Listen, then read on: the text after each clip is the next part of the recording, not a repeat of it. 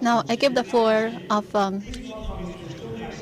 Secretary of the CPC, Shandong Provincial Committee, Governor of Shandong Province, to preside over the opening ceremony.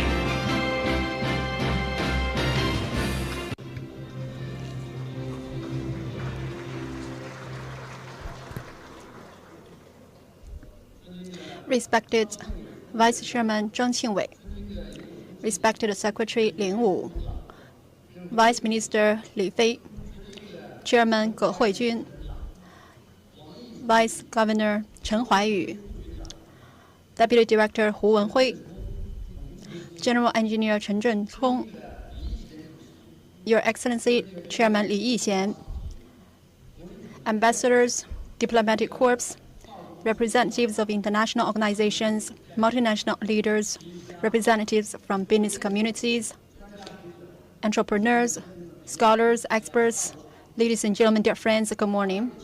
In this beautiful season of August, we are meeting here in Qingdao.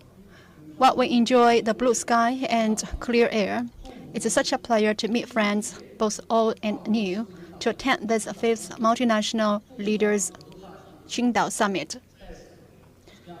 I would like to extend my warmest welcome to all of you and to the Ministry of Commerce, the Communist Youth League, the National Intellectual Property Rights Bureau, the Administration of Customs, the National Development and Reform Commission, the embassies, the State Council, State Asset Administration Committee, international organizations, multinational companies, business associations, academicians, and those who have extended long-time support and kind care to the development of Shandong. I thank you very much. 5 years ago, when President Xi Jinping sent his congratulatory message to the initial Multinational Leaders Summit, Qingdao Summit, he stressed that we welcome entrepreneurs from around the world to make investment here in China so as to achieve a win-win outcome.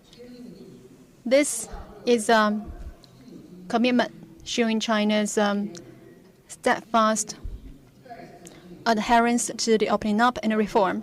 And this May, when President Xi visited Shandong again, he has instructed us to make greater efforts to make Shandong a new platform for opening up and development, and also to make it a key link in linking up the international and domestic dual circular. This year, as we are holding today the 5th Multinational Leaders Qingdao Summit, we are going to adopt the theme of multinationals and China. This is an opportunity to implement what President Xi Jinping has instructed us to, and we are also making this effort to create more opportunities to create more prosperous future for both of us. This summit is sponsored by the Ministry of Commerce and the Shandong Provincial Government. It has benefited from the support of the CPC Central Committee, the State Council, the relevant national government agencies, ministries, the organizations, the multinationals, business community, and etc. I would like to present to you who are with us. They are the National People's Congress Standing Committee Vice Chairman, Mr. Zhang Qingwei.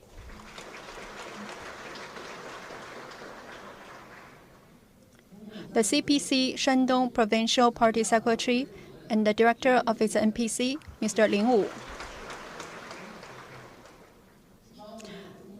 Vice Minister of the Ministry of Commerce, Mr. Li Fei. Shandong Provincial CPPCC and Madam Ge Huijun. And the guest Province Vice Governor, Mr. Chen Huaiyu. The Communist Youth League Secretary, Madam Wang Yi. Deputy Director of the National Intellectual Property Rights Bureau, Mr. Hu Wenhui. The General Administration of Customs Chief Engineer, Mr. Chen Zhengchong. and Singapore Business China Chairman Mr. Li Yixian.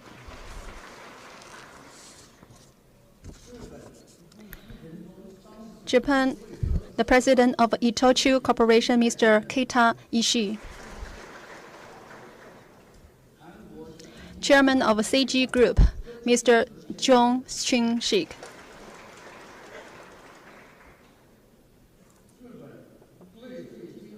Chairman of Mizuho Financial Group, Mr. Seiji Ima.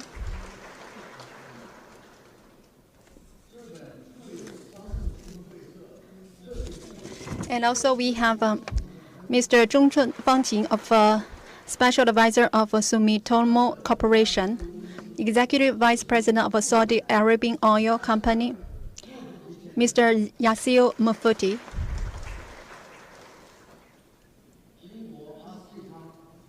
And Executive Vice President International in China, President of AstraZeneca, Mr. Wang Lei.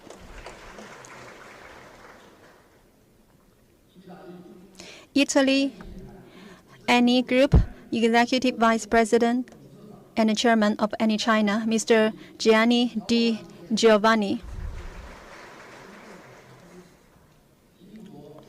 UK, Global Senior Vice President, and Mr. Arjun and Pro K. Sanasa. America, Senior Vice President of Garrett Motion, Mr. Mark Rodriguez, the Vice President. Chairman of the Board and the CEO of a Hair Group, Mr. Zhou Yunjie. And also with us today, we have more than 552 representatives from 451 multinational businesses, and there are 140 of them are the top 500, and we have 311 industry leaders.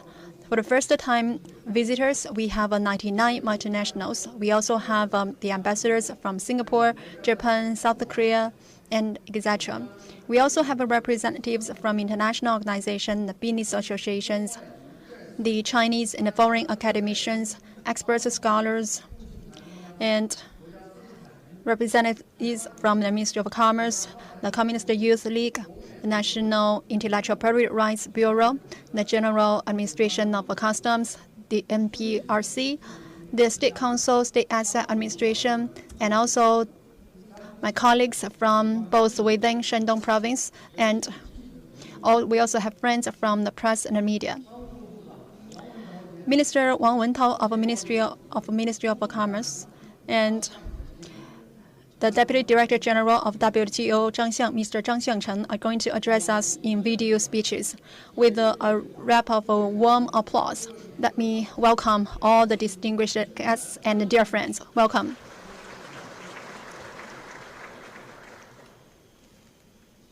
First, I would like to give the floor to the NPC Standing Committee Vice Chairman, Mr. Zhang Qingwei, to make the opening remarks and announce the open of the summit. Thank you.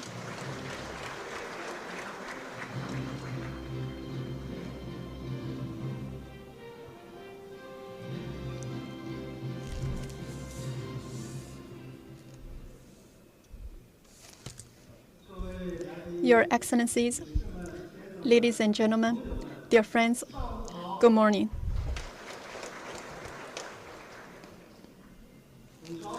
It's such a pleasure for me to meet you here in this coastal, beautiful city of Qingdao to attend this 5th Multinational Leaders Qingdao Summit.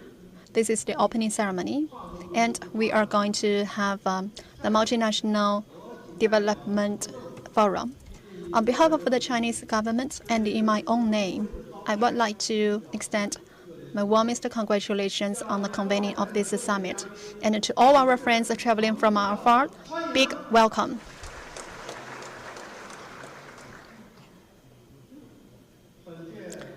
For this summit, we have built on what we have achieved in the past. We are going to focus on the cooperation between China and the multinationals. This is to implement the message and the instructions President Xi Jinping has stated in his first congratulatory message to the initial summit. And we hope to adopt a win-win mindset in pursuing cooperation for greater benefits of both of us.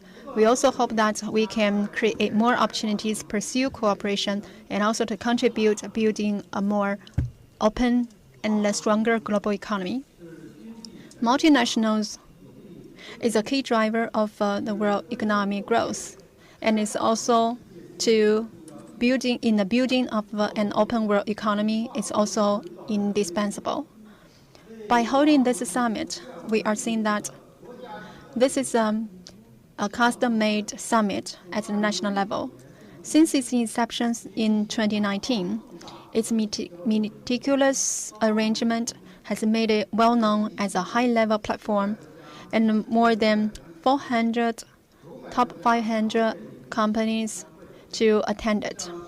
And to the world, it has sent a message of China's firm commitment to a high-level opening up and reform. In the recent years, the multinationals has increased its investment in China. In 2023, China has attracted foreign investment of more than $1.1 trillion, which is the record high. It also says that for the multinationals, their commitment to the China's development opportunity and prospects, as well as their optimism of China's long-term development.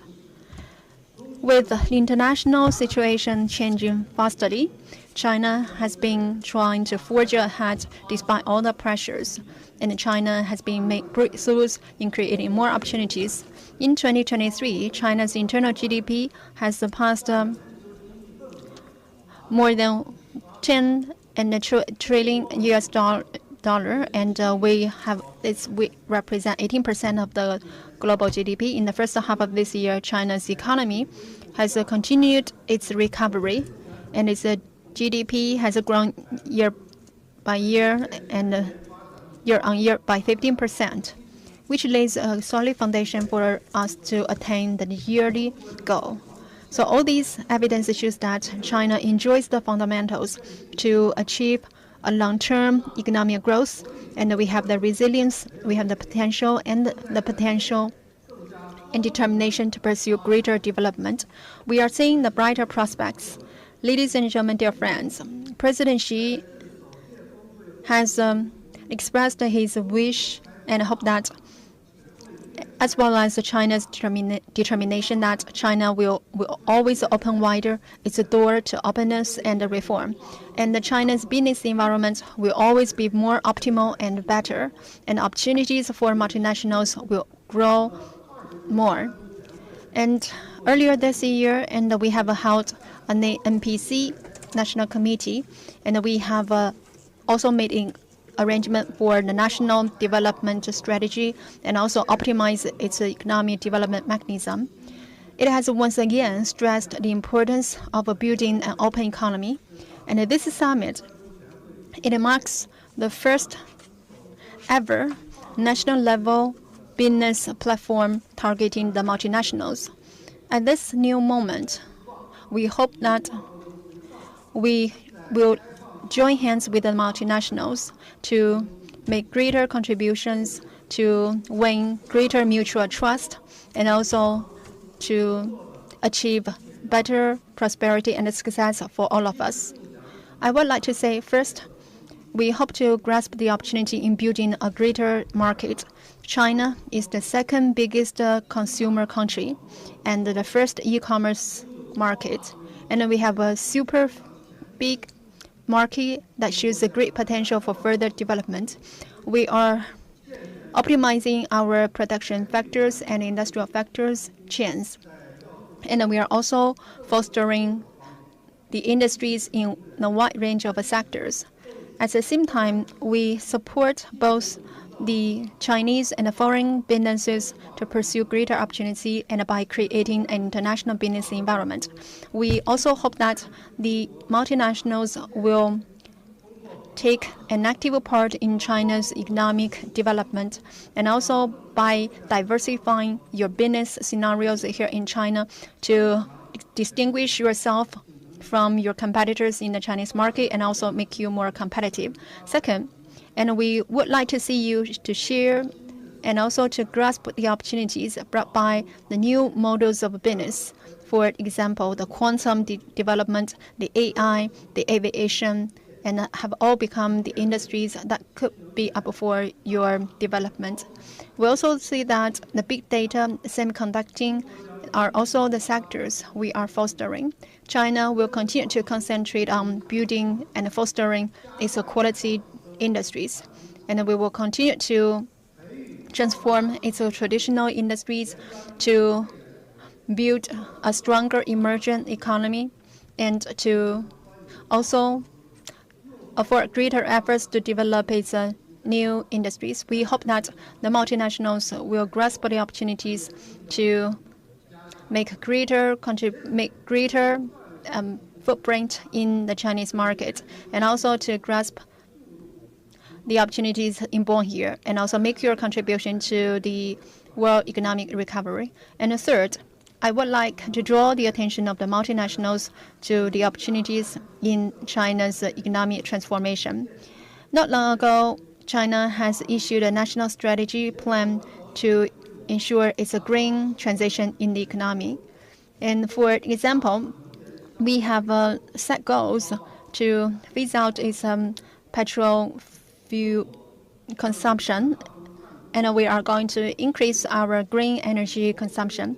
And in a coordinated way, we are going to upgrade our industrial structure and also to make the urbanization, to make the green development and the transition all high on the agenda. All these will be part of our effort to build a low-carbon society, and we do welcome multinationals will be part of our partner in the energy transition, in the green development, in the low-carbon development, and we look forward to your sharing of your expertise and knowledge, and we also have what you might need to develop better here in the Chinese market.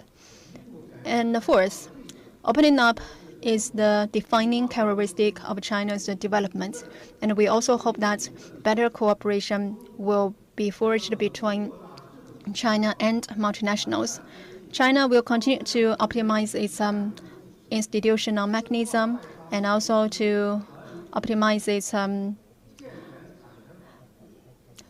philosophies in terms of mutual respect, consultation, and a win-win outcome. And we are going to protect the rights and the interests of multinationals. And we welcome the multinationals to be closely involved in China's Belt and Road Initiative, as well as to work together in exploring a third market. And we do hope that more major projects, joint projects, will be achieved between China and the multinationals. Dear friends, Shandong province is located in eastern part of China. It's a cultural province. It's a province of a big population. It also a province enjoying a mature industrial chain and foundation. Under the leadership of the President Xi Jinping, we are seeing that Shandong province is leading its peers around the country to contribute to China's modernization cause. And China, the national government, will continue to support Shandong in playing its role as well as holding this multinational leadership Qingdao Summit, and also support Shandong in becoming a leader in showing to the world China's opening up and reform. And we do hope that multinationals will fully utilize this opportunity to exchange with your potential colleagues and business partners for greater prosperity for business. Now I announce the 5th Multinational Leadership and Qingdao Summit open.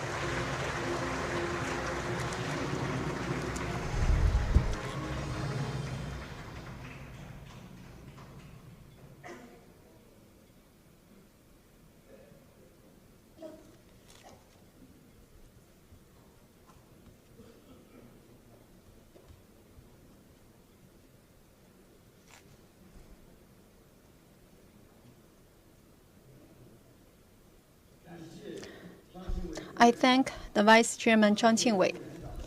In his speech, we are glad to learn that the role played by this summit has been recognized by the participants. It has once again stressed China's commitment to opening up and reform. It has reiterated China's commitment to ever opening wider its door to the multinationals. And we do wish that multinationals will achieve greater prosperity in Shandong. Next is the video speech by Minister Wang Wentao, Minister for Commerce.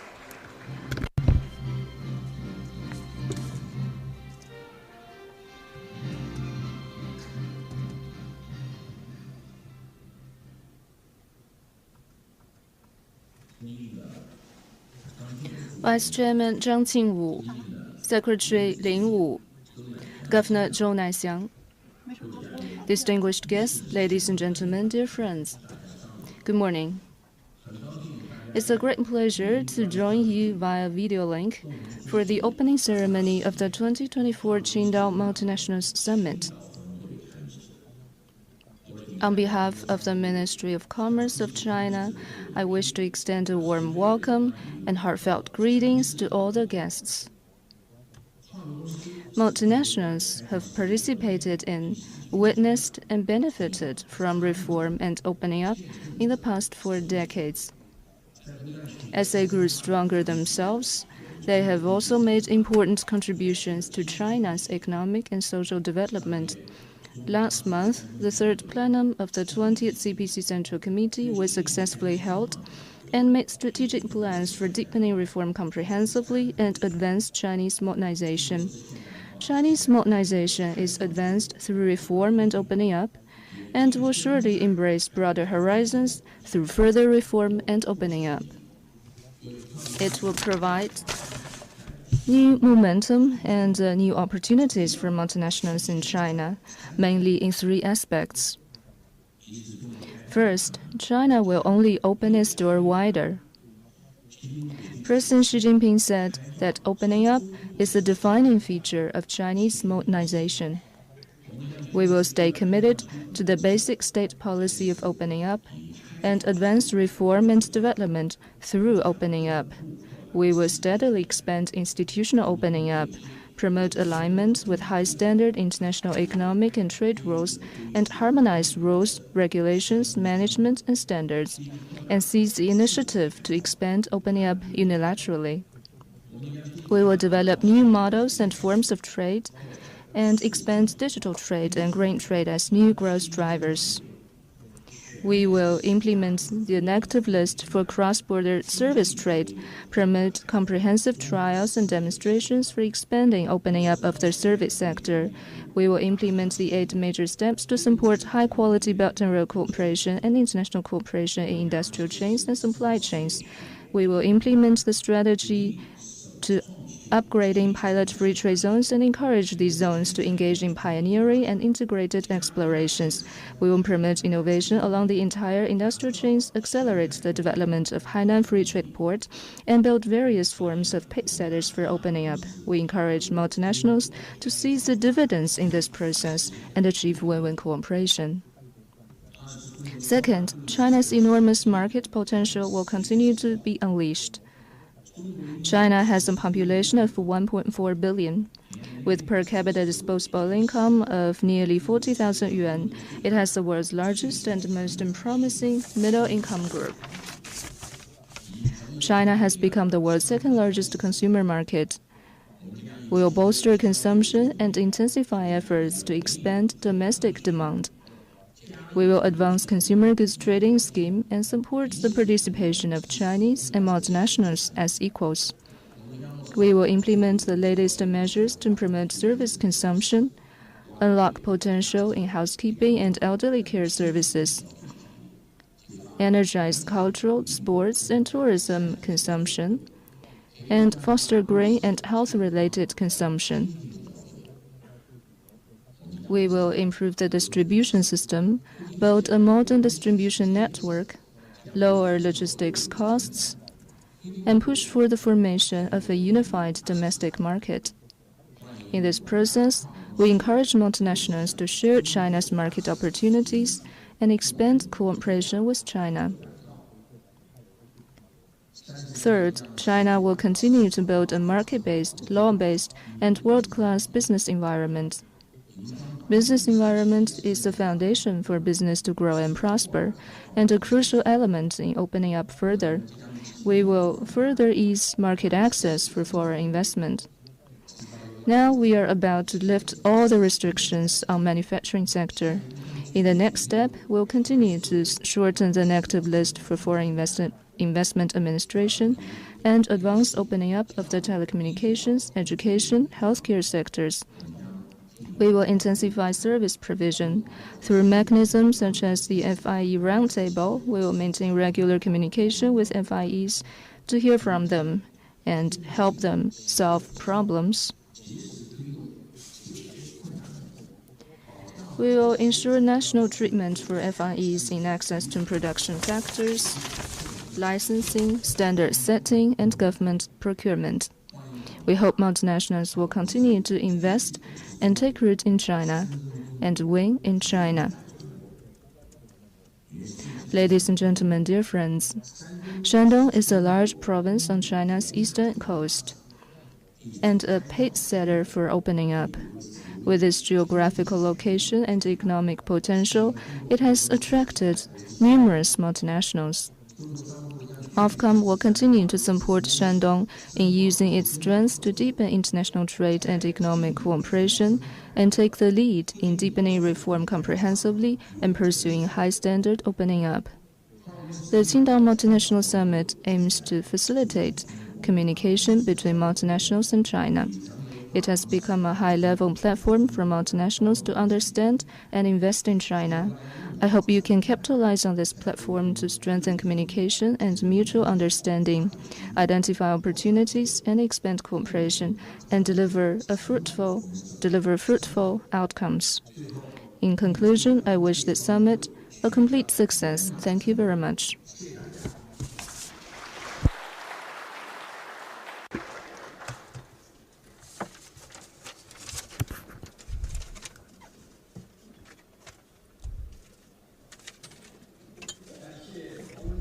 I thank you, Minister Wang Wentao.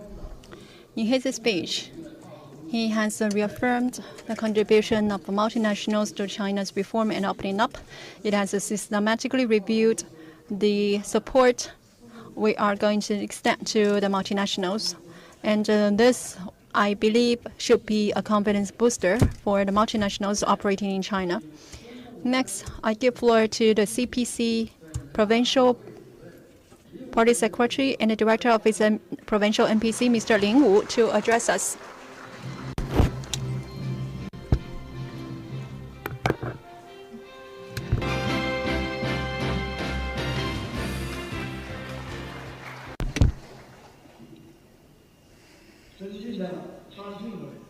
Distinguished Vice Chairman Zhang,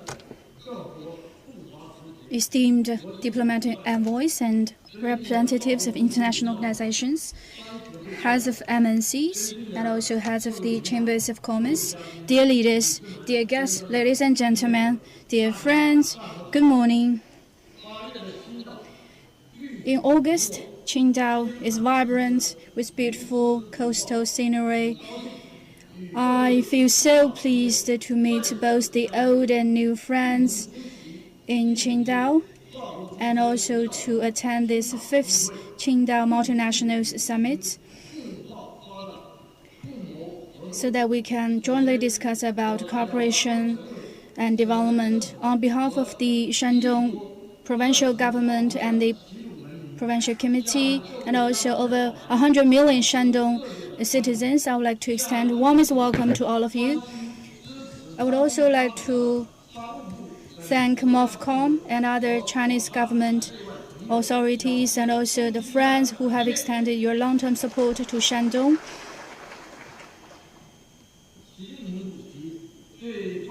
President Xi attaches great importance to this summit.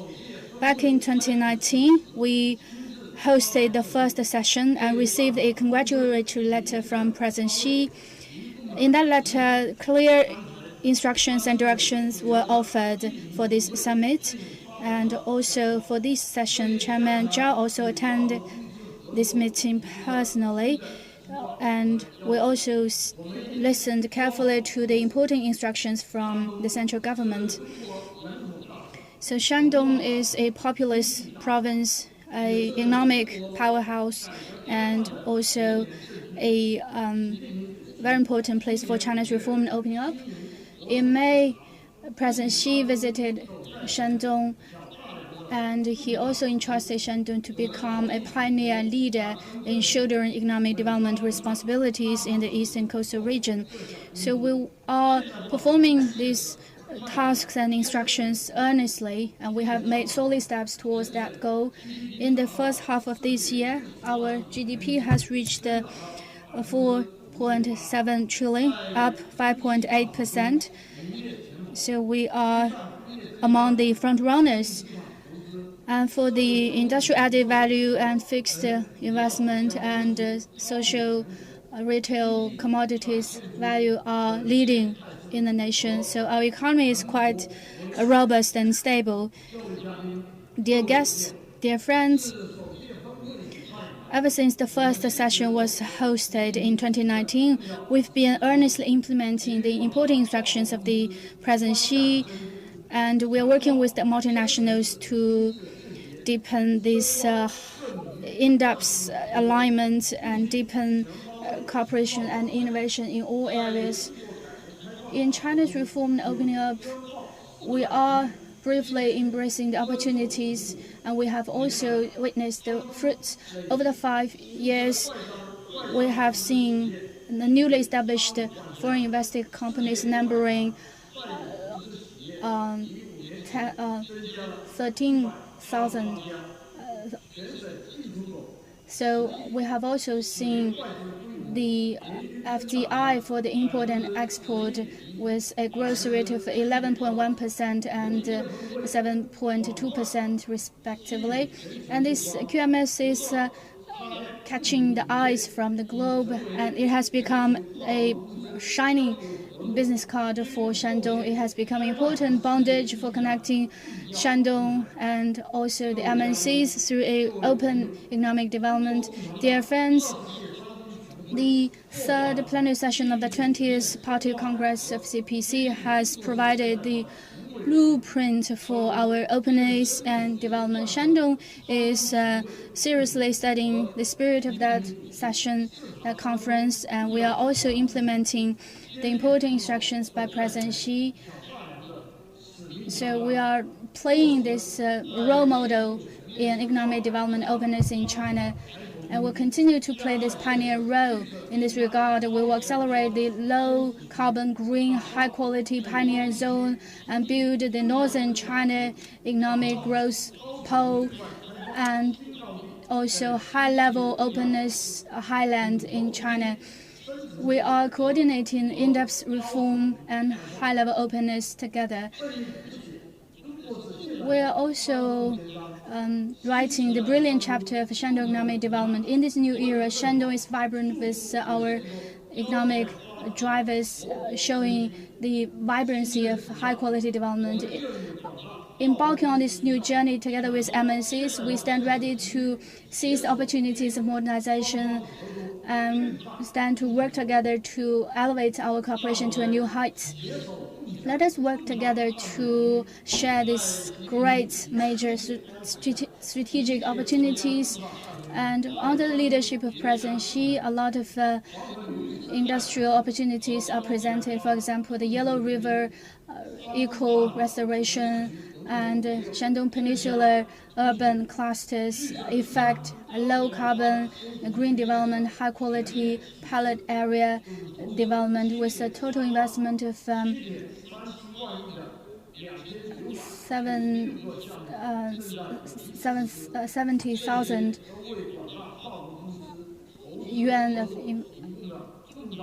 trillion yuan of investment, presenting major opportunities. We look forward to MNC's investment in Shandong, taking Shandong as a pivot. and seize opportunities in this province and actively deploy your business output layout, and also share the development dividends. Let us work together to cultivate a modernized industrial ecosystem and industrial system. As President Xi pointed out, that with this deep integration, we are in pursuit of the high-quality productive force. There are a lot of opportunities, and we have a very full-fledged industrial system, and we can develop the new quality productive force. And we're also promoting this 1+1+N industrial system, and we are also promoting petrochemicals, steel, and traditional manufacturing industries upgrading. We're also nurturing the new digital technologies such as AI. We're also deploying the metaverse and quantum computing business. We're also developing the maritime development economy and also low airspace, low altitude economy.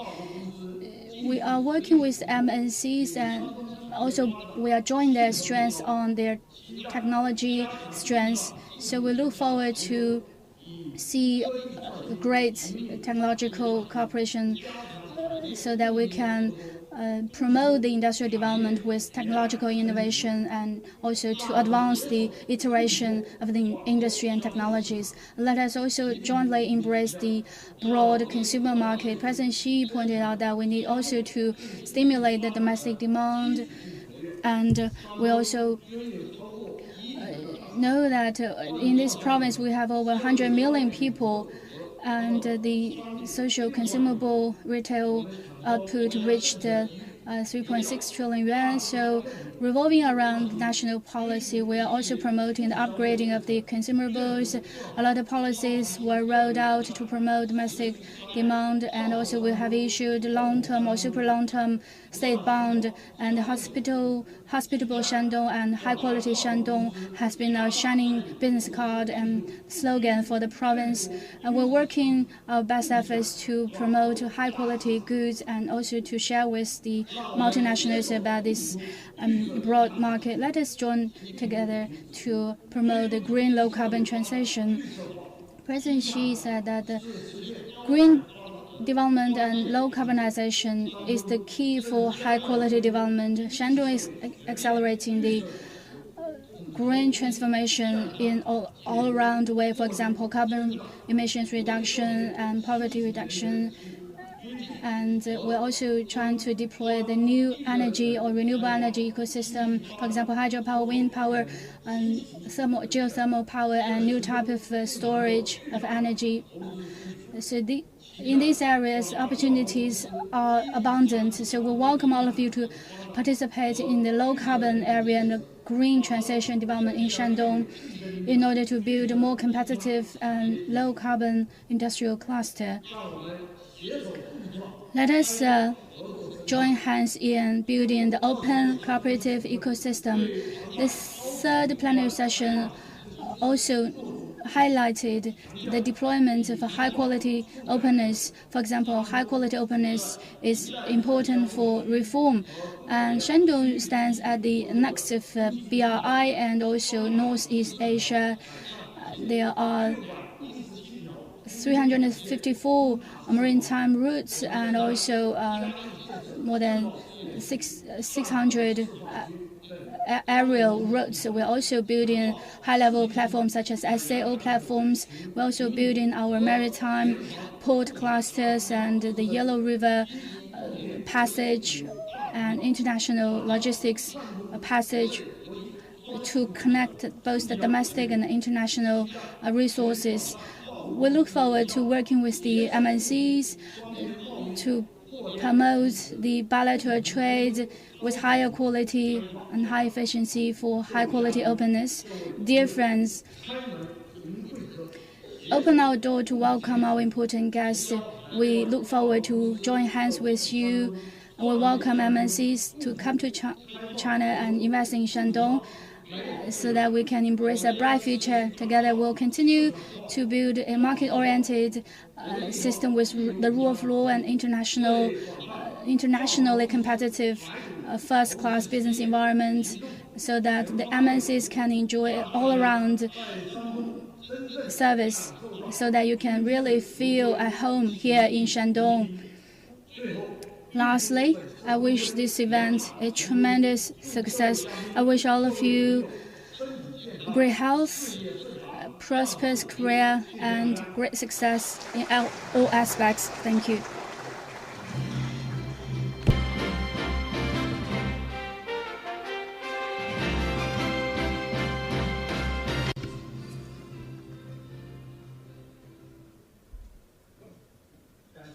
I thank you, Secretary Lin Wu. In the remarks by Secretary Lin Wu, it is to implement the key instructions made by President Xi Jinping. And in the remarks, Secretary Lin has reviewed the cooperation between Shandong and the multinationals, the solid foundation we have, as well as the momentum we enjoy. And we propose that we work together to share the benefits of the development. Now I play the video speech addressed by the Deputy Director of WTO, Mr. Zhang Xiangchen. Now let's welcome.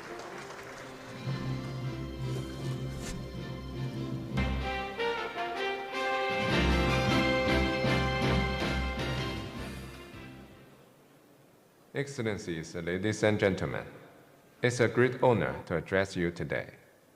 I want to emphasize the crucial role of the World Trade Organization and highlight the importance of your continued support in strengthening the multilateral trading system.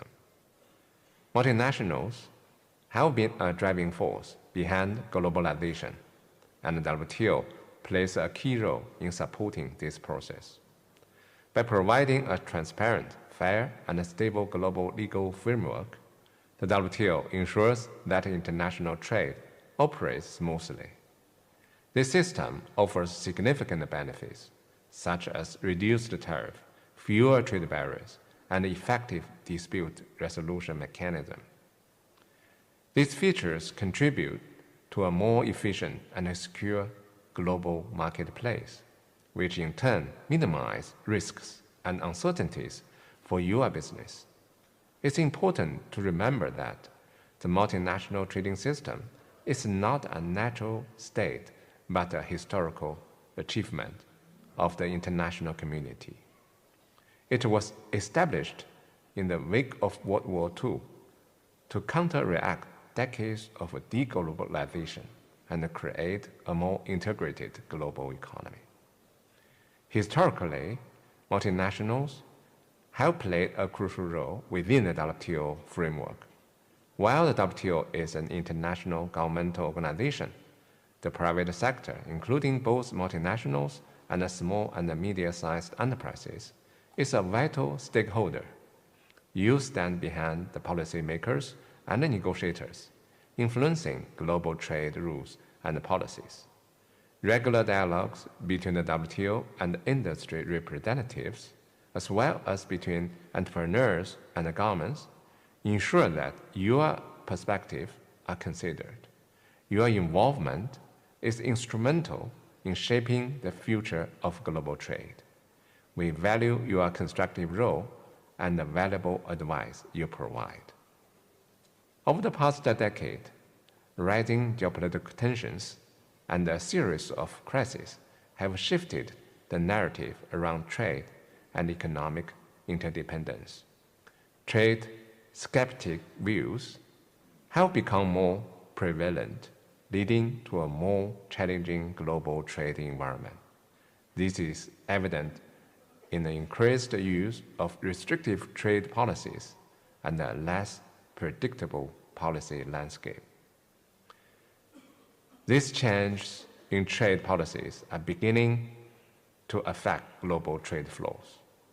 For instance, the trade tensions between the United States and China have led to a slowdown in trade growth between the world's two largest economies.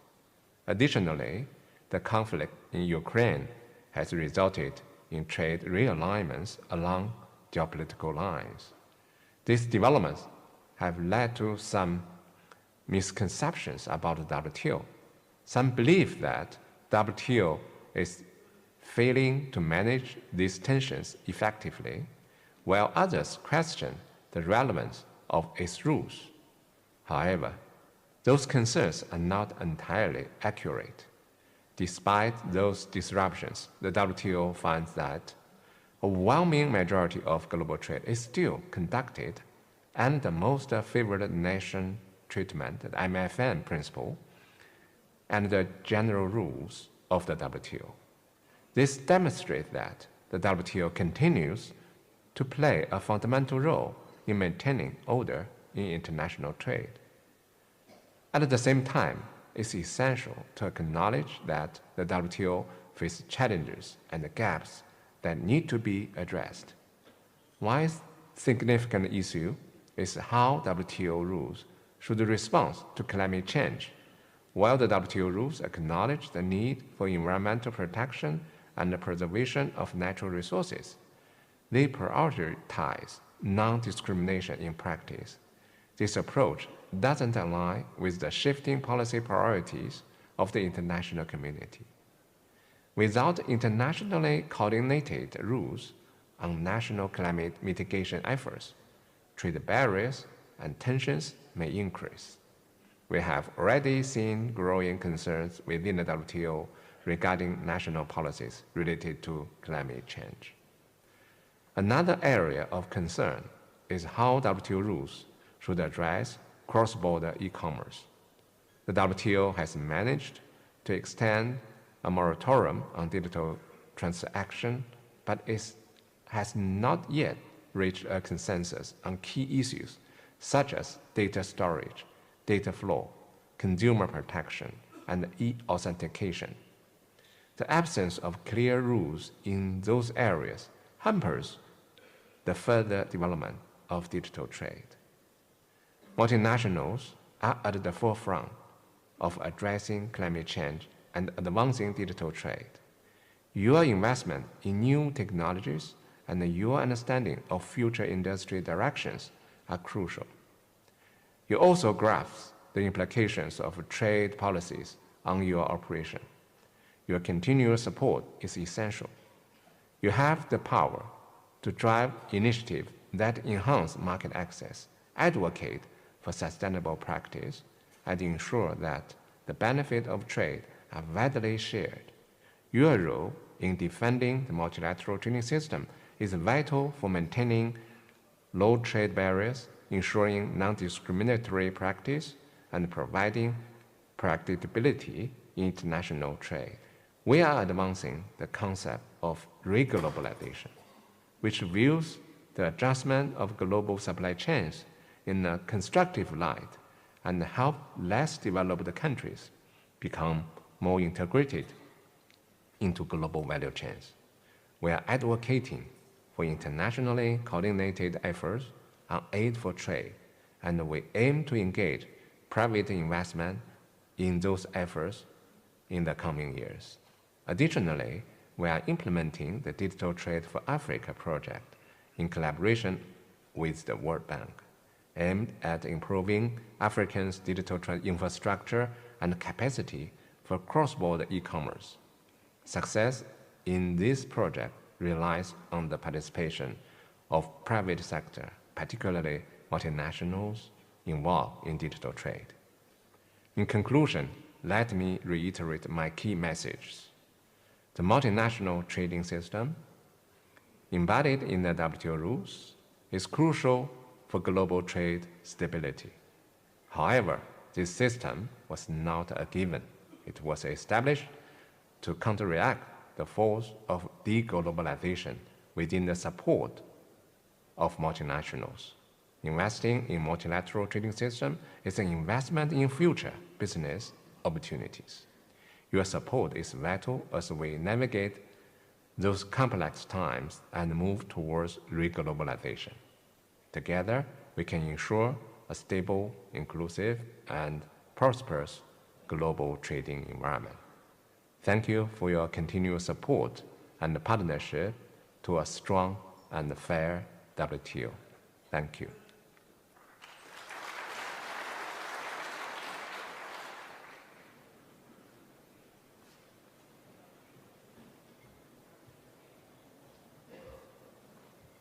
感谢张向成副总干事对峰会的关心与支持。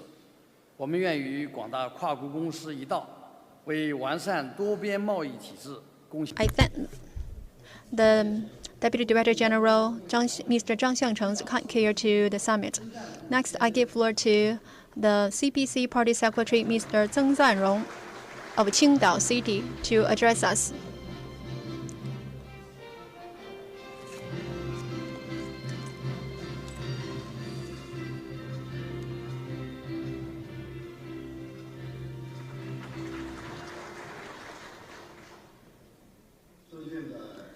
Your Excellencies, Vice Chairman Zhang Qingwei, Secretary Lin Wu, Governor Zhou Naixiang, Vice Minister Li Fei, multinational companies leaders, dear distinguished guests, leaders, ladies and gentlemen, dear friends, good morning.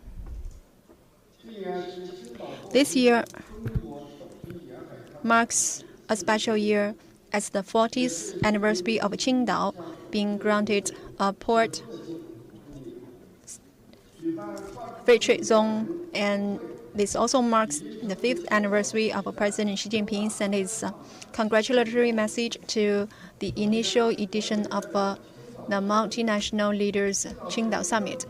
So to begin, on behalf of the Qingdao Municipal Government, let me extend my warmest welcome to all of you. To those who have shown long-term kind care to us, let me thank you. Qingdao is a very important coastal and central city in China and very famous tourist destination and international port city. It is also boasting a lot of historical and cultural relics. It has a permanent population of over 10 million, with a total economic output of 1.57 trillion yuan, ranking number 13 in Chinese cities. So I will introduce the city in 5 aspects. First, Qingdao is an open city connecting the world. It is located in the Yellow Sea coast, connecting both the land mass and the marine area. It is the main outlet for the Yellow River.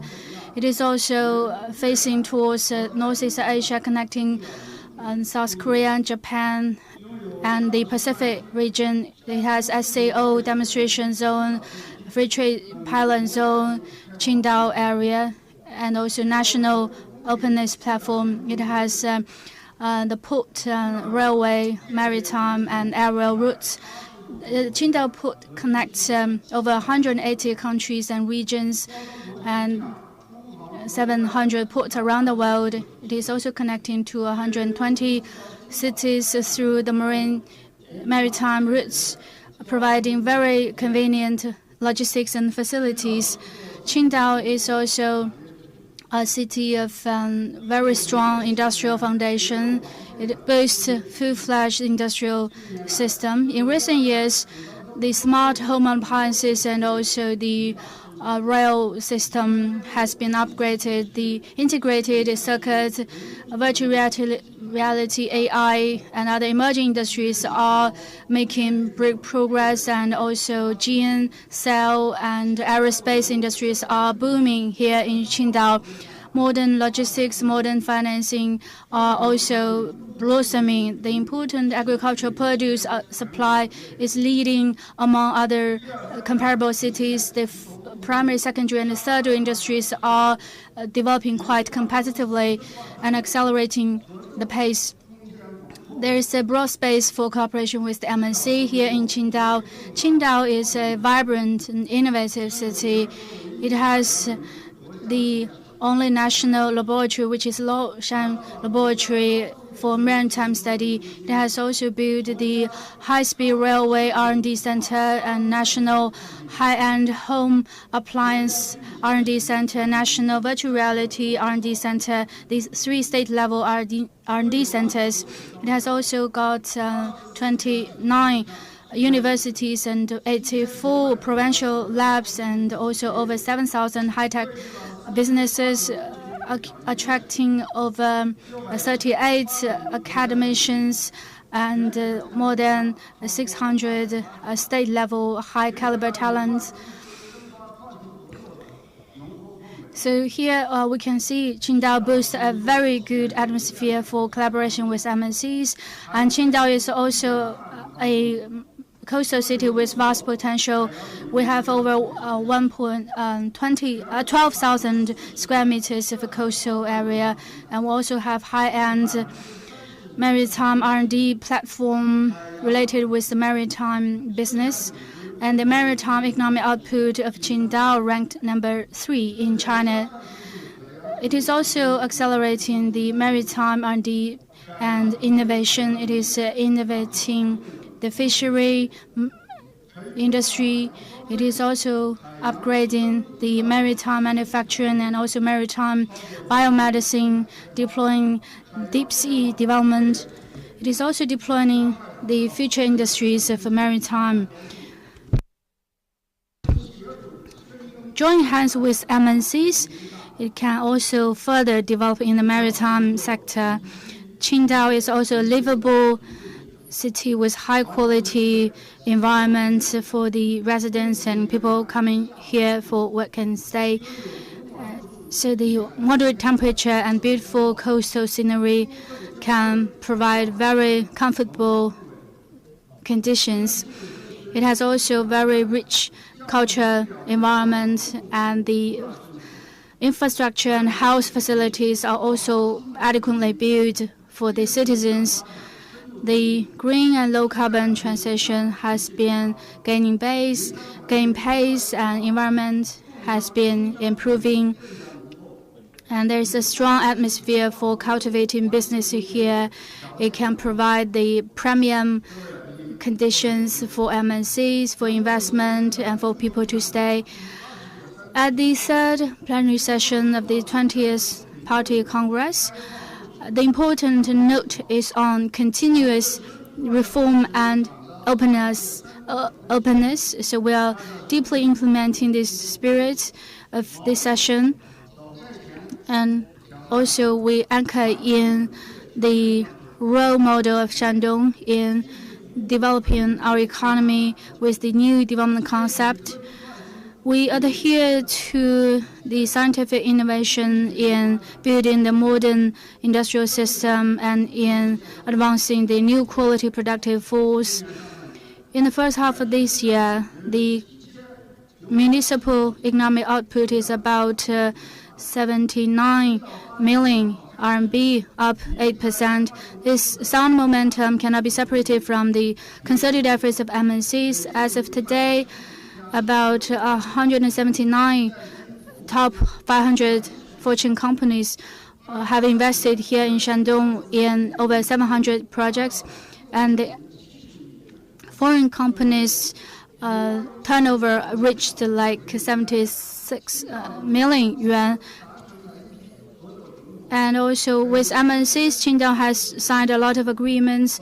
For example, there have been 49 agreements with 900 million, for example, Ariston and also Halis, Yihaijali, Bekaert, and Toyong. These foreign enterprises have expanded their presence and operations in Qingdao, and these are the exemplars for our collaboration with MNCs in this new era. Qingdao presents vast opportunities and broad prospects. We look forward to seizing this event to invite your attention to visit Qingdao, to learn about Qingdao and invest in Qingdao. For example, in science tech, green technology, maritime sector, education, culture, so that we can achieve higher level win-win outcomes. We are striving to build market-oriented, internationalized, first-class system with rule of law. We also strive to provide the best quality service for your better living, working, and staying here. Lastly, I wish this event a tremendous success. I wish you all the best. Thank you.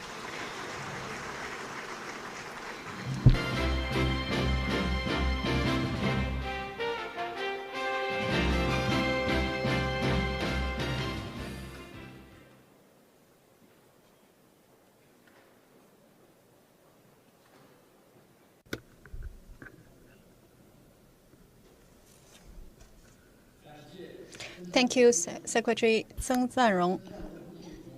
In his speech, and from the perspective of openness, industry, innovation, ocean, and quality, he has promoted the development of Qingdao, and he has issued an invitation to know Qingdao, to come to in Qingdao, and to invest in Qingdao.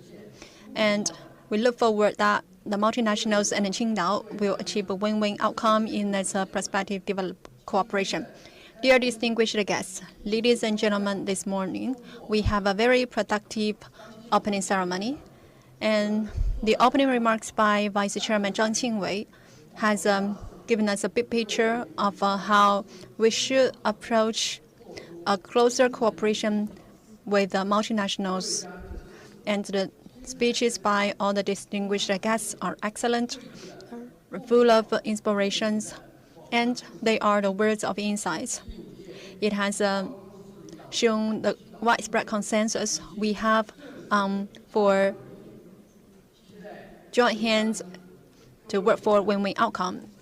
Now, we have formally opened the fifth Multinationals Cooperation Leaders Qingdao Summit, and we look forward to the exchanges, communications, the wisdom sharing between the friends.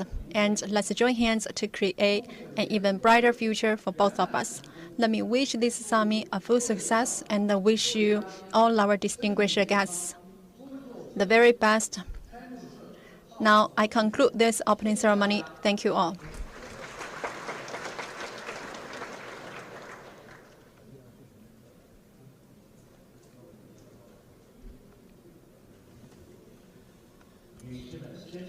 Ladies and gentlemen, next, we have the second section of this conference, which is the Multinationals Development Forum.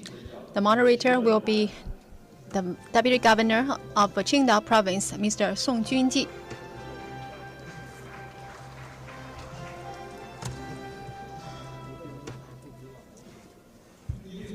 Your Excellencies, distinguished guests, ladies and gentlemen, dear friends, good morning.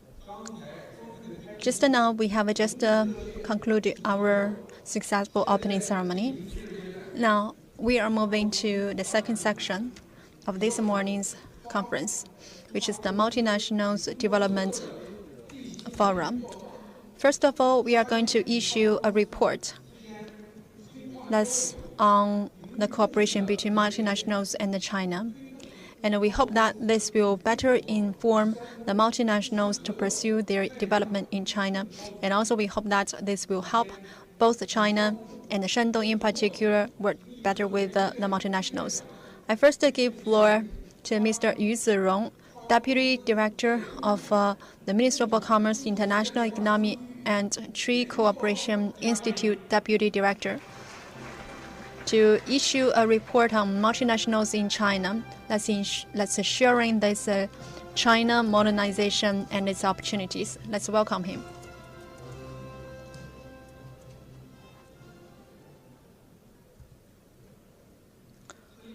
Your Excellencies, Vice Chairman Zhang Qingwei, Secretary Lin Wu, Governor Zhou Naixiang, Chairman Ge Huijun, Vice Minister Li Fei,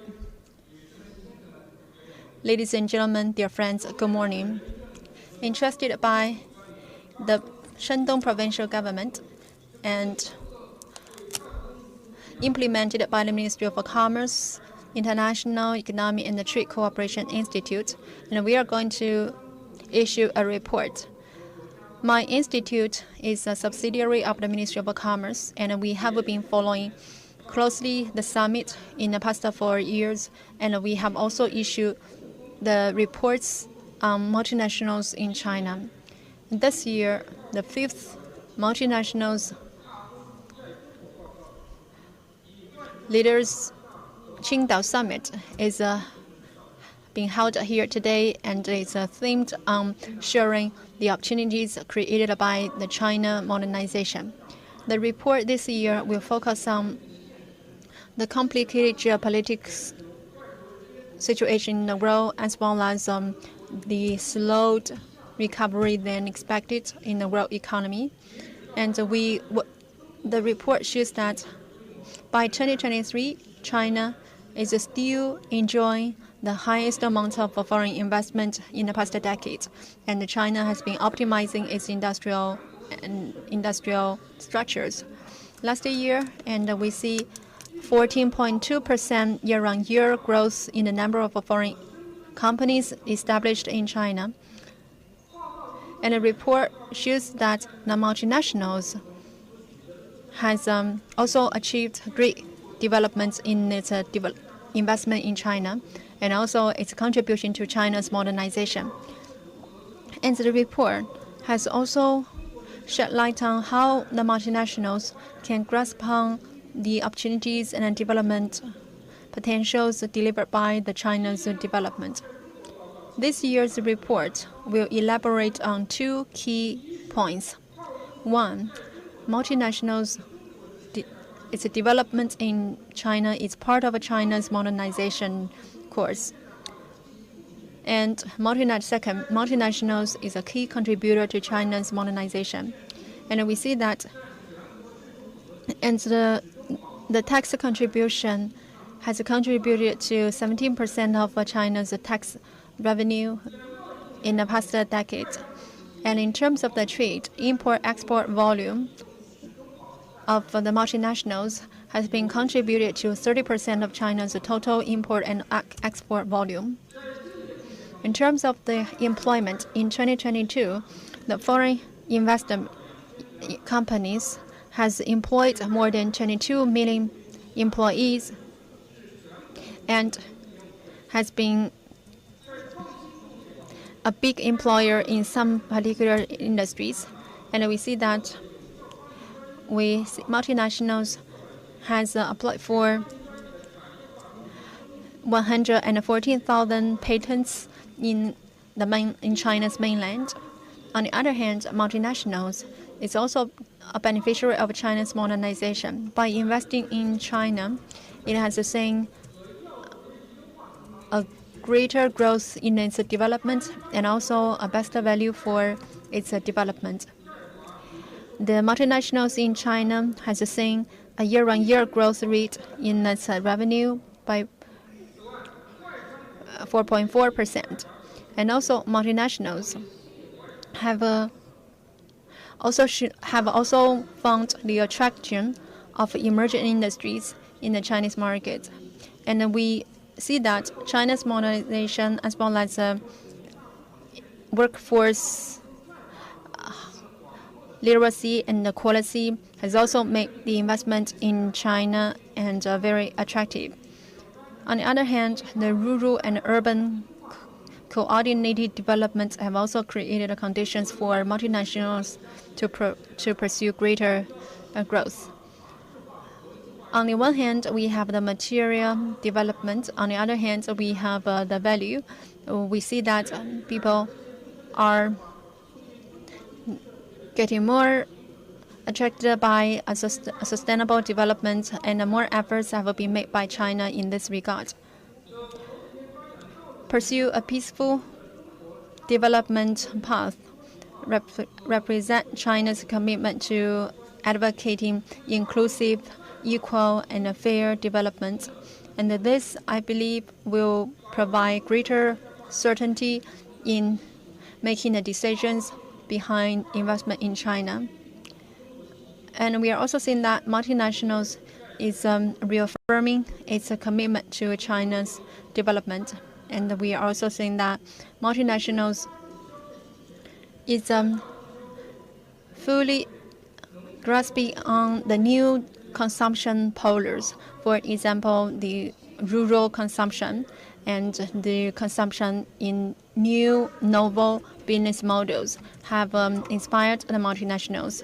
And the second, the coordinated regional development and the coordinated urban-rural development have also created the opportunities for multinationals to make greater engagement with the Chinese market. Third, the new generation of technology, the biotechnology, the artificial intelligence, and have all become a driving force for the multinationals to become a part of China's high-tech development.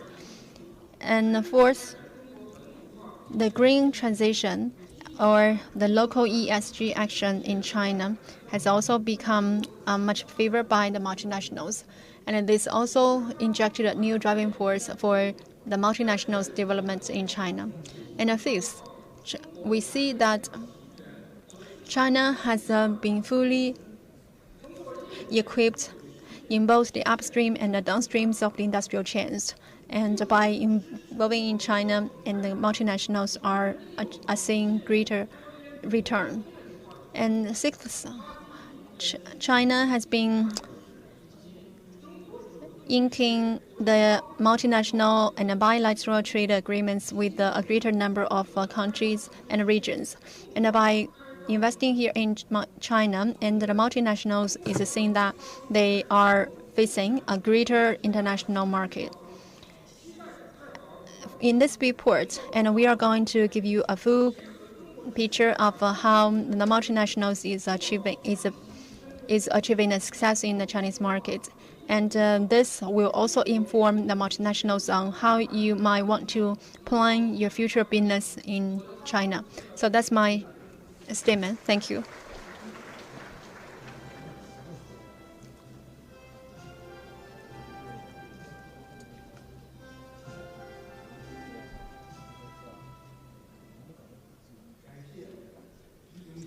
I thank you, Mr. Yu Zirong. Thank you for the presentation of this recent research outcome.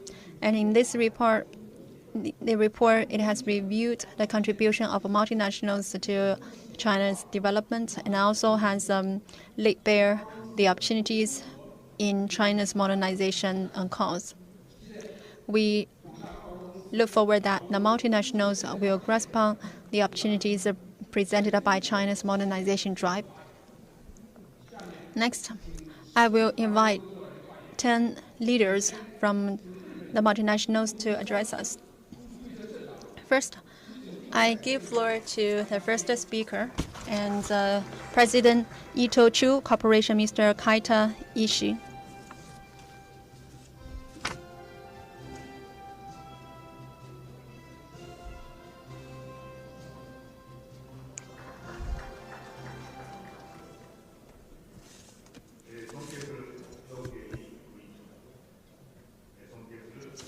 Good morning, Vice Chairman Zhang Qingwei, Secretary Lin Wu, government officials, dear distinguished guests.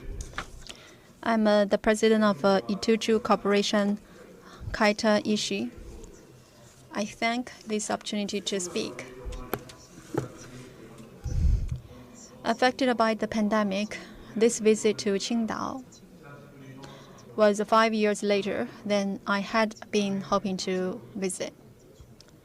And I feel the impressive development Qingdao has achieved in the past 5 years. And I admire the leadership of the government leaders, as well as all the sectors who have contributed to this achievement. Today, we are meeting in this beautiful city, and I have learned that more than 400 multinationals are operating here in Qingdao. And I believe that this includes my company, the international business community, especially the multinationals. Our eyes are still on China's economic development, especially the Shandong province, which is the second biggest population, has the second biggest population and the third largest economy. Talking to the government officials in Shandong province, as well as colleagues from other multinational companies, we are able to exchange ideas and to share the thoughts. It's such a great pleasure. I thank the Chinese central government, the provincial central government, and for this opportunity. So heartfelt thanks to the central government and also Shandong government. Looking back 170 years ago, Itochu Corporation was founded in the modest merchant town near Lake Biwa, an area bustling with trade routes.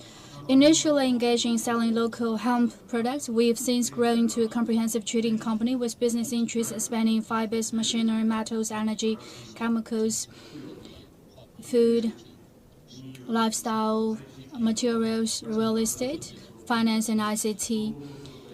Today, Itochu Corporation has grown to encompass 90 offices in 61 countries and regions, with 230 affiliated companies in Japan and abroad.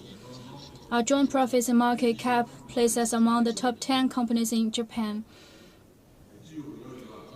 In China, following the normalization of the diplomatic ties between China and Japan in 1972, Itochu was recognized as the first Grand trading company, and we were among the earliest Japanese enterprises to engage in business activities in China. Additionally, one of the most noteworthy recent investment has been our strategic and capital partnership with China's CITIC Group. In 1988, we opened an office in Shandong, and in 1994, we established Itochu Qingdao, marking the beginning of our business operations. Since then, we focused on leveraging Shandong's superior commercial environment, which is centered on excellent manufacturing base and natural advantages port. We've engaged in multiple fields such as fibers, machinery, metals, chemicals, and food. Currently, we have established a joint venture with Shandong Port Group, focusing on international trade for key commodities such as iron ore, coal, bauxite, which serves as a raw material for aluminum, thus making efforts to actively expand our business footprint. The theme of this summit, Multinationals and China, encompasses topics such as the expansion of AI utilization across industries, digitization, decarbonization, next-generation industrial cooperation. The tides of digitization and decarbonization are set to fundamentally reshape the future of global industries, representing a new era of industrial revolution. I believe that this historical turning point presents an opportunity for multinationals which operate across the globe to learn new technologies and absorb new capabilities. In China in particular, new areas such as AI utilization and the iteration of green energy are leading the world and attracting widespread attention from multinationals. I believe that it is highly significant that the Shandong provincial government and multinationals are gathering here today to jointly explore issues and share insights and ideas. Our company is particularly focused on decarbonization projects within Shandong. It is remarkable that Shandong has maintained the top 1 position in China for solar power panel installation capacity for 7 consecutive years. This scale and superiority are truly impressive. Developing a decarbonized society is also a pressing issue for Japan. I believe that the policies implemented by Shandong offer many valuable lessons for us. In closing, when our company was founded, we upheld the corporate philosophy of the 3 benefits: benefit for the seller, for the buyer, and for the world.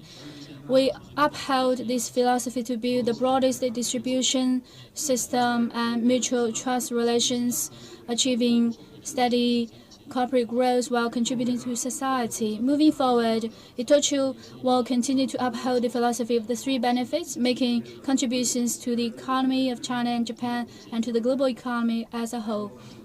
Lastly, I wish the summit a huge success. Thank you all for your attention. Thank you.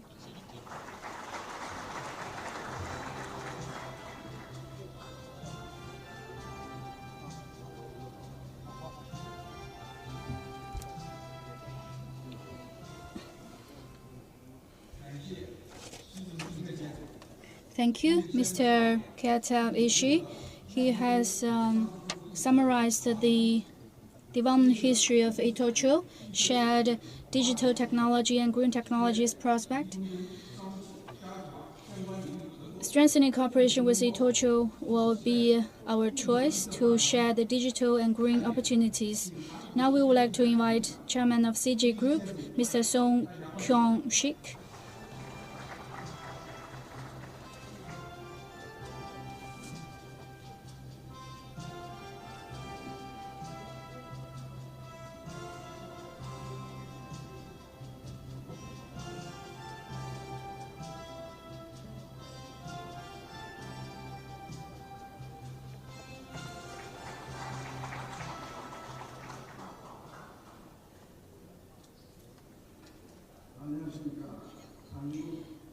Dear guests, I'm Song Kyung-shik, Chairman of CJ Group of ROK. I am very pleased to participate in the 5th Qingdao Multinationals Summit.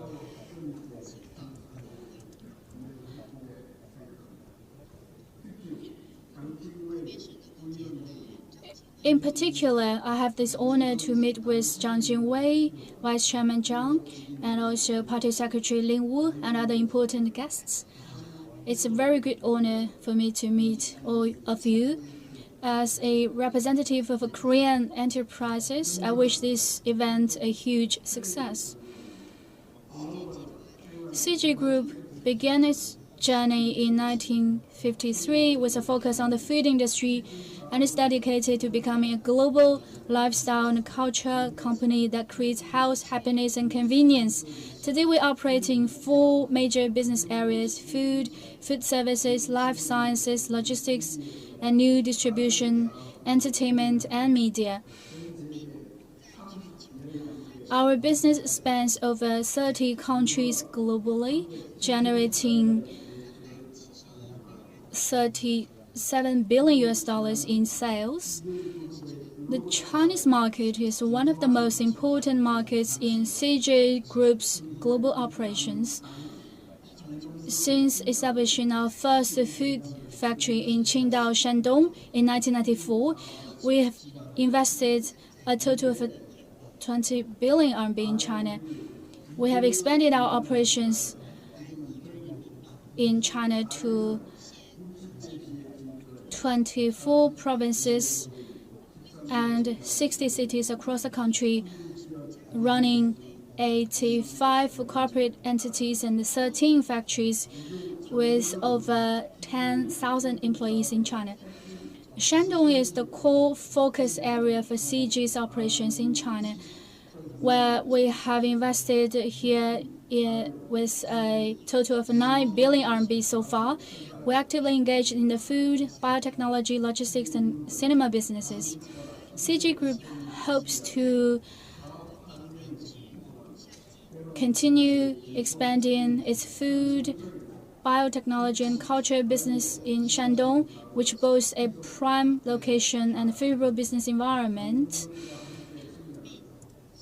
We aim to grow alongside Shandong and make lasting contributions to the region's economic development. In July this year, the highly anticipated 3rd plenary session of the 20th Central Committee of the CPC of China was successfully held. At this session, a new blueprint was proposed to complete economic system reform by 2029. As China advances a new round of economic reforms and high-level opening up, the linkages between the Chinese economy and the global economy will continue to strengthen, providing opportunities for mutual growth for enterprises worldwide, including the multinationals. As the president of a Korean Employers Federation, I am committed to ensuring that the next 30 years of China-Korean relations will be even more comprehensive and profound than the past 30 years. Today, I would like to thank the MOFCOM and Shandong government for providing us with such a meaningful platform. This platform allows Chinese and global companies to exchange ideas and visions, fostering closer and smoother cooperation. In closing, I look forward to seeing fruitful outcomes from this event. I would once again thank MOFCOM, and also Shandong government. Thank you.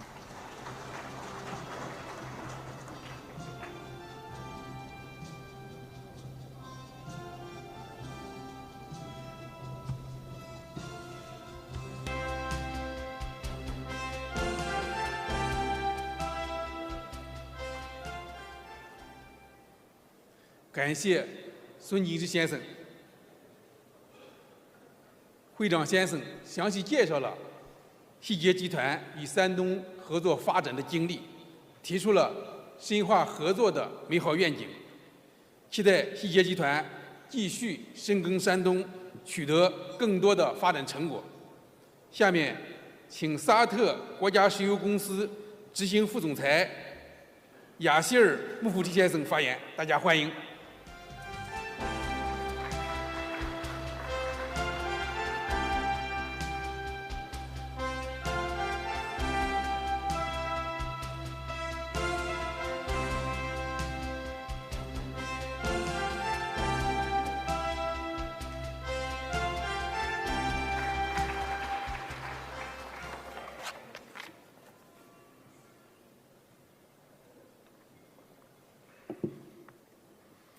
Vice Chairman Zhang, Party Secretary Lin, Governor Zhu, Vice Minister Li, as well as my good friend Vice Governor Song, thank you for the introduction.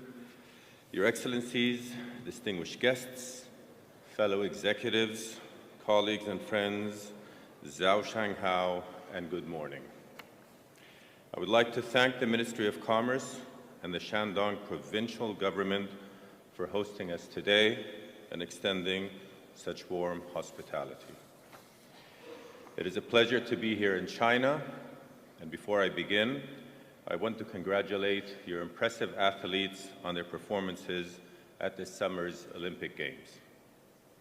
I know that Shandong played a significant role with local athletes winning gold medals in 3 sports: canoeing, table tennis, and rapid pistol fire.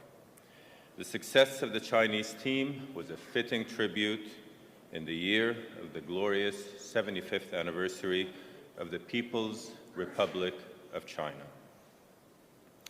So much has been achieved since that historic moment.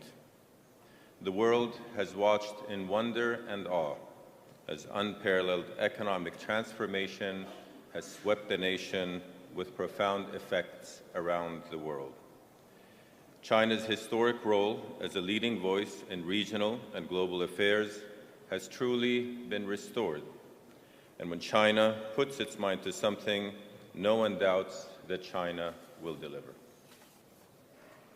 As an economic and cultural powerhouse, Shandong has been central to that success over the past 7 decades. Through wise leadership and careful planning, the energy industry in Shandong has played a crucial role in powering national and international progress. And with a determination to accelerate the development of lower carbon solutions, Shandong remains an incredibly important part of China's energy future. That is why Shandong is now an important part of Aramco's energy future too. I am responsible for the products supplied by Saudi Aramco around the world to our customers. It is no surprise that opportunities for new partnerships around the world land on my desk every day. But our size and scale means we can afford to be highly selective in our growth and investment strategies. It is why we have frequently chosen to invest in China, because we believe in its long-term growth potential, and why we are proud and determined to be China's partner of first resort. I know this is a sentiment echoed by my colleagues who have stood here before me and those that will stand after me. In fact, last year and the year before, both Aramco's chief executive, Mr. Amin al-Nasser, and our downstream president, Mr. Mohammed al-Gahlani, extended their wishes and appreciation to partners and friends here in Qingdao, And in fact, last year, Mr. Gahtani said we are only writing the early chapters of a very long partnership story. We've already written much in the last 12 months by finding common ground where we can accelerate action on the ground. This approach of win-win accelerated action is helping us meet Shandong's needs of energy today while ensuring there's an affordable, reliable, and low-carbon energy future for the province going forward. This is part of our commitment to be an all-inclusive source of energy and chemicals to China more broadly, supporting energy security and its ambitions for accelerated high-quality development articulated so powerfully by President Xi. For example, we were delighted to sign a memorandum of understanding at this very summit last year, putting us one step closer to acquiring part of Shandong Yulong. This agreement would see us supply brand new refineries with crude oil and other feedstock. And we are encouraged by the goodwill on display from all sides as this deal moves closer to a win-win reality on the ground. The same can be said of our work in Gulei, in Fujian, to develop a refinery and petrochemical complex. We are making great progress there with our partners SABIC and Sinopec. And this year, we are pleased to come to an agreement with the Hengli Group about acquiring a stake in Hengli Petrochemical. This company operates facilities in Liaoning, Jiangsu, and Guangdong, and a deal would increase the size of our Chinese footprint even further. The progress we are making together shows we are not just here to sign MOUs, but to actively accelerate China's high-quality development. We will continue to make these kinds of strategic investments, which are essential to developing a world-class integrated downstream sector here in China, helping to realize the vision of President Xi. At the same time, we also welcome Chinese investment in the Kingdom of Saudi Arabia and plan to both widen and deepen our collaboration with companies operating there. These include Sinopec today, and in the future, our recent partner, Rongsheng. And Aramco, we are not only investing in products, but in people too, and I'd like to close off my remarks with some reflections on that dimension.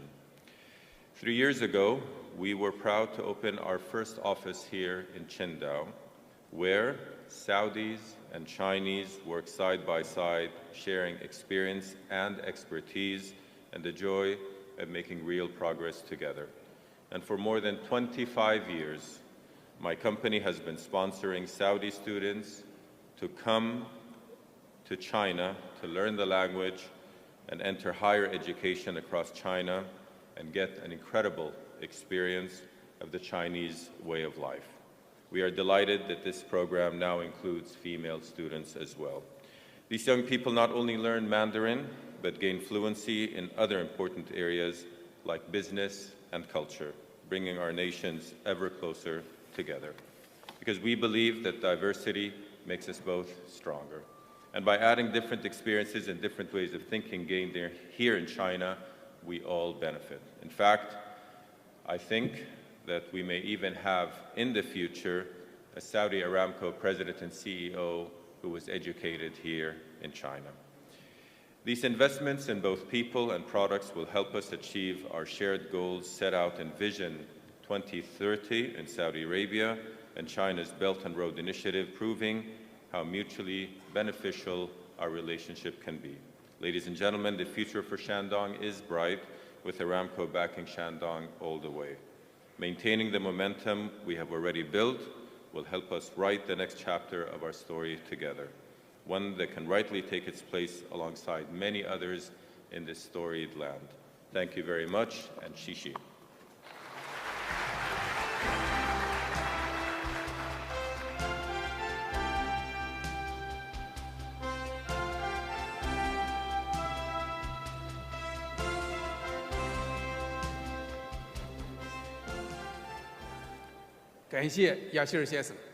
I thank you, Yassil. Mr. Mufti's remarks has reaffirmed their commitment to the investment and operation in China, in Shandong, And we see a great potential for cooperation between Aramco and Shandong. Next, I give floor to the chairman of Mizuho Financial Group, Mr. CGTN.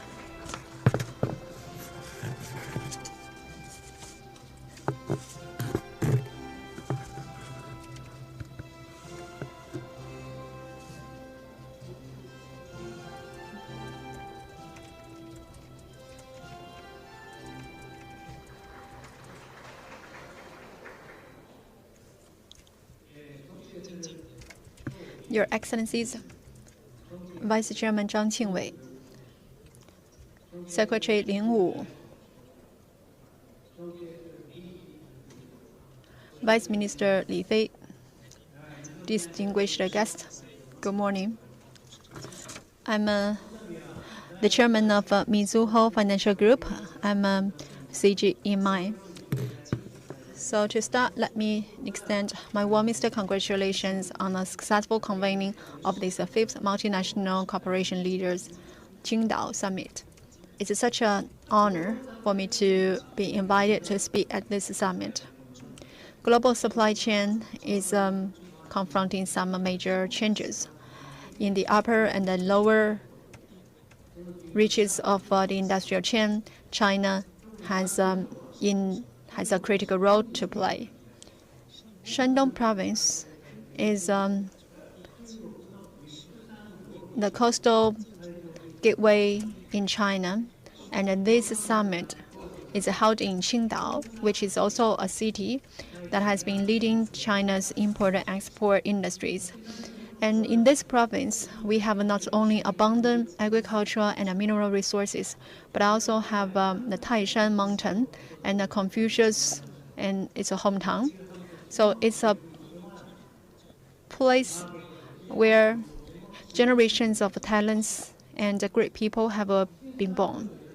Visiting Qingdao has given me the impression of its advanced logistics development, as well as the market prospects this city enjoys. In terms of the business environment, the Shandong province and the local governments have been working hard to optimize the investment environment, the business environment, and the livings of multinationals here. I heard that the Shandong provincial government and the Japanese businesses located here in Shandong province have been exchanging ideas in a series of dialogues. And the Shandong province has been listening to the Japanese multinationals' advice and suggestions and listening to the challenges we face. And for my group, ever since it has founded its representative office in Beijing in 1981, we have been operating in China for 40 years, and we have 23 business branches across the country, which covers the business units of banks, securities, and etc. In Shandong province, we have a branch bank in Qingdao, and that was established in 2008. And we provide the loan making, the savings, and the settlement tradition, as well as other traditional banking business. We also provide green loan, green credit, and business strategy consultation, and also financial services and non-traditional financial services. In January this year, we have been granted a major distributor of Panda bonds, and we in June, and we have also been allowed by the China Securities Supervision and Management Committee to establish its securities branch in China. So this is to help us move closer to the DCM and ECM. My financial group was the first national bank established by the founder of our bank.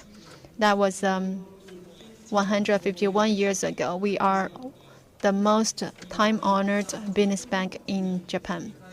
So generations by generations, the DNA in our financial institution is to make social contribution by the financial services. So to achieve sustainable development is what we care most about. China has issued its 2030 and 2060 development goals that aims at a sustainable social economic development. In Shandong province, the solar energy and the wind energy provides 40% of its energy consumption. And we are also seeing that it has laid out the targets to reduce its high energy intensive sectors and also to encourage the transition of high CO2 emission industries to transition to be greener. And we are also seeing that Shandong is piloting a CO2 trading exchange and a trading exchange system. And for us, we are glad to extend a helping hand in this regard. It's such a pleasure to review our friendship and cooperation at this summit for the sustainable development of Shandong province and also to fulfill our social responsibility. We will do our best. Thank you very much.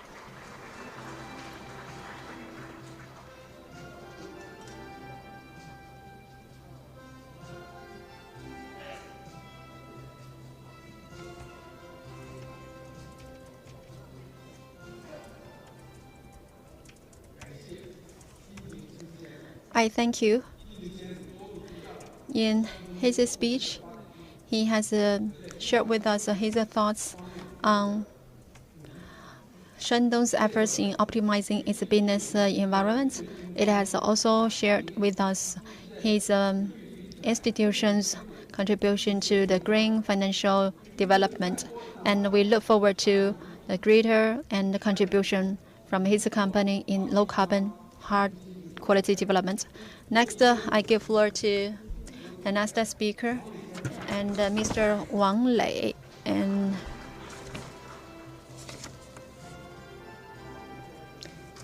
Executive Vice President, International and China President of AstraZeneca. Vice Chairman Zhang Qingwei, Secretary Lin Wu, Governor Zhou Naixiang, Chairman Ge Huijun, Vice Minister Li Fei. It's such a pleasure to attend this summit, the fifth one. And for my company, and we have been operating in China for 30 years, ever since China started opening up and reform. And we are fully impressed by the vitality, the resilience of the Chinese market. And the optimized business environment has all boosted our confidence to continue our long-term operation in China. The recently concluded the third plenary session of the 20th NPC has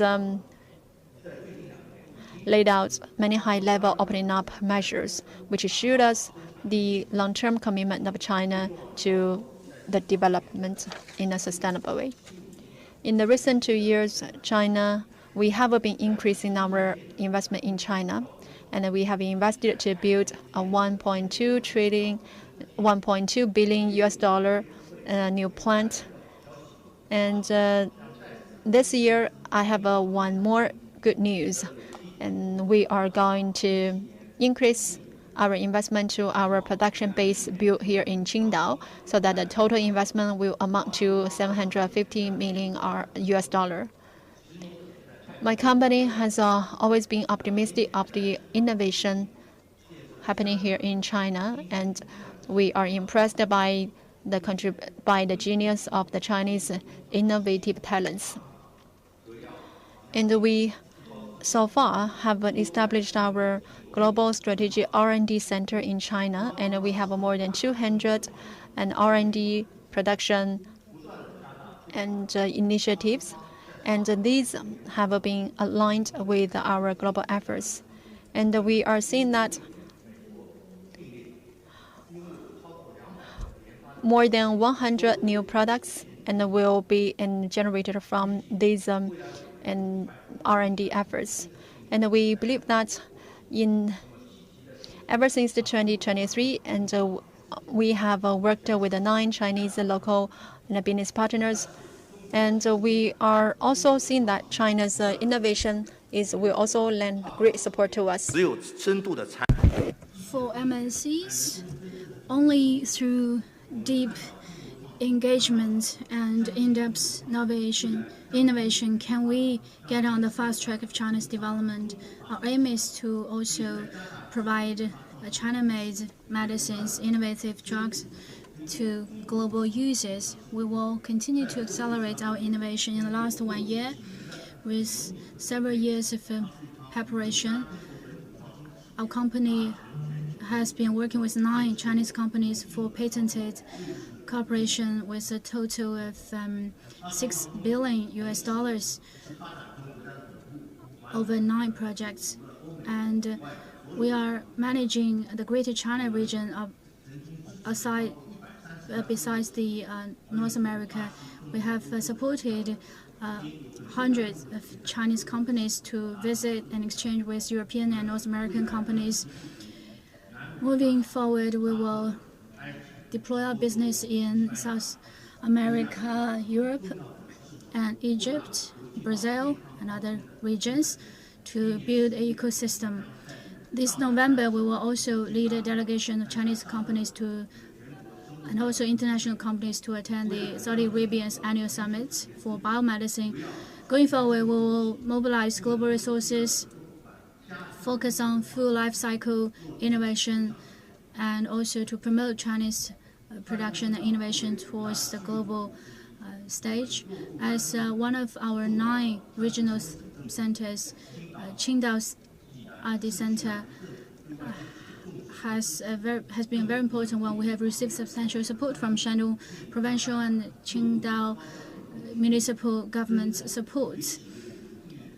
And the governments of different levels in Shandong have been quite responsive to our needs in terms of the license and also the review and approval of the drug administration. We have received a lot of green lights and also conveniences. For example, the National Health Commission in Shandong and also the relevant health authorities have promoted and facilitated our operations here. And such provincial and municipal level linkage has facilitated a very nice business environment, which is quite unique and rarely seen in the country. For Shandong's first-class business environment, we have benefited from this environment, and our production and supply base has witnessed a 1-year record of acquiring land and registration and approval and operation. So we are quite confident about these business procedures in Shandong. So for the rare disease and respiratory diseases, R&D park base has been built in Shandong, and 33 projects have been materialized and implemented in the park. And also together with several funds and foundations, we are working with the local government to launch our operations using such fund for the biomedicine R&D and development. And now we have recognized that as long as we can find some problems or some delayedness, we can get very swift feedback and response and problem solving. So hopefully through this event, Chinese market will become the largest market in our business, and the China's supply chain is also an inseparable part of the global supply chain. And China's R&D innovation will be quite promising in my perspective. I'm quite confident about China's business environment. We believe that only through deep engagement in high-quality development and the building of high-quality productive force? Can we become a local player? Can we be a local participant, benefiter, and witness? Hopefully, our multinational peers can also actively and confidently report to the headquarters about the positive message of Chinese market. Thank you.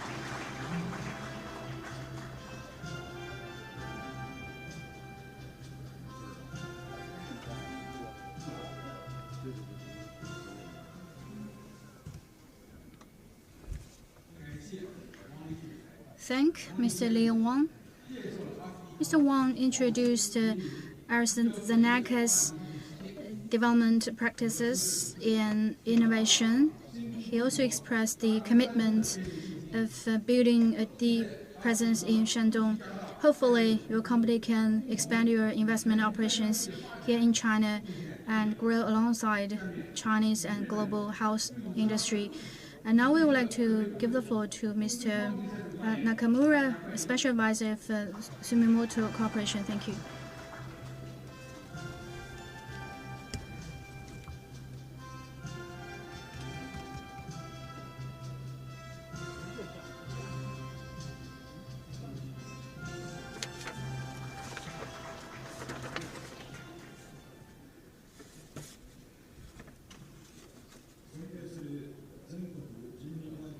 Honored guests, honored Vice Chairman Zhang, Honorable Party Secretary Mr. Lin Wu, distinguished Gao Guijun, Madam Gao Guijun, and also Vice Minister Li Fei of MOFCOM. Dear guests, good morning. I'm Nakamura from Sumitomo Corporation. I would like to extend my heartfelt congratulations on the grand opening of the 5th QMS.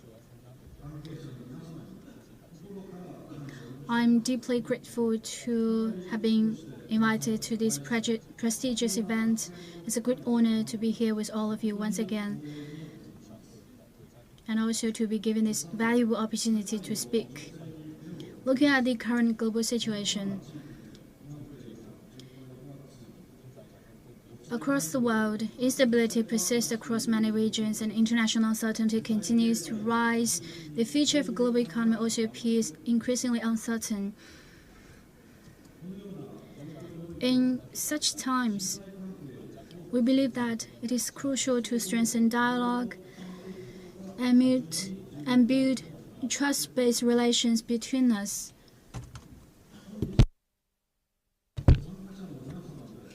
This QMS provides an invaluable platform for attendees to engage in dialogue, foster mutual understanding, and establish trust. We should capitalize on this great opportunity. Additionally, the Shandong government, through such events, strives to create a sound, secure environment for both Chinese and foreign enterprises to carry out their economic activities with confidence. As a result, Shandong's GDP growth in the first half of this year outpaced the overall growth of China's economy, reaching an impressive 5.8%. In this regard, I would like to express my sincere respect for the leadership of Shandong. At last month's third plenary session of the 20th Central Committee of CPC, the central government of China made important decisions regarding the development of new productive forces and advancements in institutional and systematic construction. Shandong also announced its 3-year action plan for fostering new productive forces, which focuses on enhancing the autonomy and innovation of enterprises, driving digital transformation, integrating the digital and real economies, and fostering the convergence of industries and talents. These policies and measures actually are presenting new business opportunities for the multinational corporations like ours, and we are very excited about the potentials they offer. Allow me now to briefly introduce our corporation, Sumitomo Corporation. As a core company of the Sumitomo Group, which boasts over 430 years of history, we engage in various business activities around the world. Our business philosophy is deeply rooted in Sumitomo's founding principles, such as placing integrity above all else and benefiting itself and others while maintaining the unity of public and private interests. In other words, while we pursue business growth, we also aim to contribute to society with our integrity. These guiding values have been passed down for over 400 years, which is also quite beneficial for our societal growth. So with this 400 years of philosophy, we continue to shape Sumitomo Corporation's commitment to growing together with China and the world. Sumitomo is a diversified trading company with a global presence in 65 countries and regions, operating 128 branch offices and partnering with over 100,000 business collaborators. These trusted partnerships serve as a foundation of our wide-ranging business. In China since 1972, when we were recognized as a friendly trading company by the central government, we have conducted a wide array of business activities for over half a century. In Shandong, we have 2 branch offices in Qingdao and Jinan. And with the strong support of local leaders, we have engaged in partnerships in wastewater treatment, manufacturing and sale of chemical fertilizers, animal pharmaceuticals, and other areas. Last year, we also made in Jinan additional investment in a comprehensive urban real estate development project. Sumitomo will continue to study and learn from the policies and guidelines issued by Shandong and local governments while seeking to deepen collaboration with local partners. We remain committed to contributing to the economic and social development of Shandong.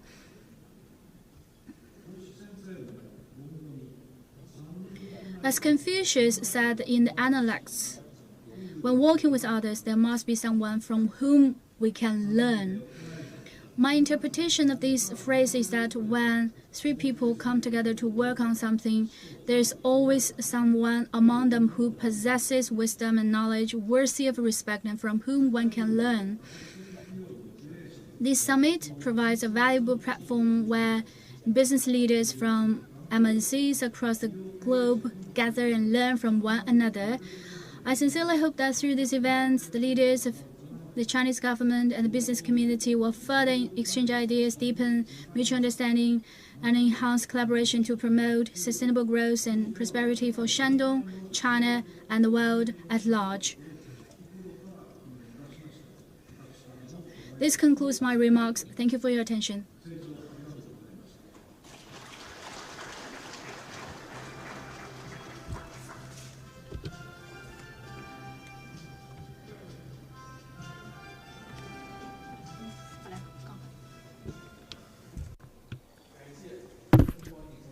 I thank you. Thank you for the speech. And Mr. Nakamura's speech has shared with us how this summit is playing a role to ensure better communication between the multinationals and the Shandong province. And he has also pointed out the new opportunities inherent to China's in Shandong's development. Next, I give floor to the Executive Vice President of any group, Chairman of any China, Mr. Gianni Di Giovanni.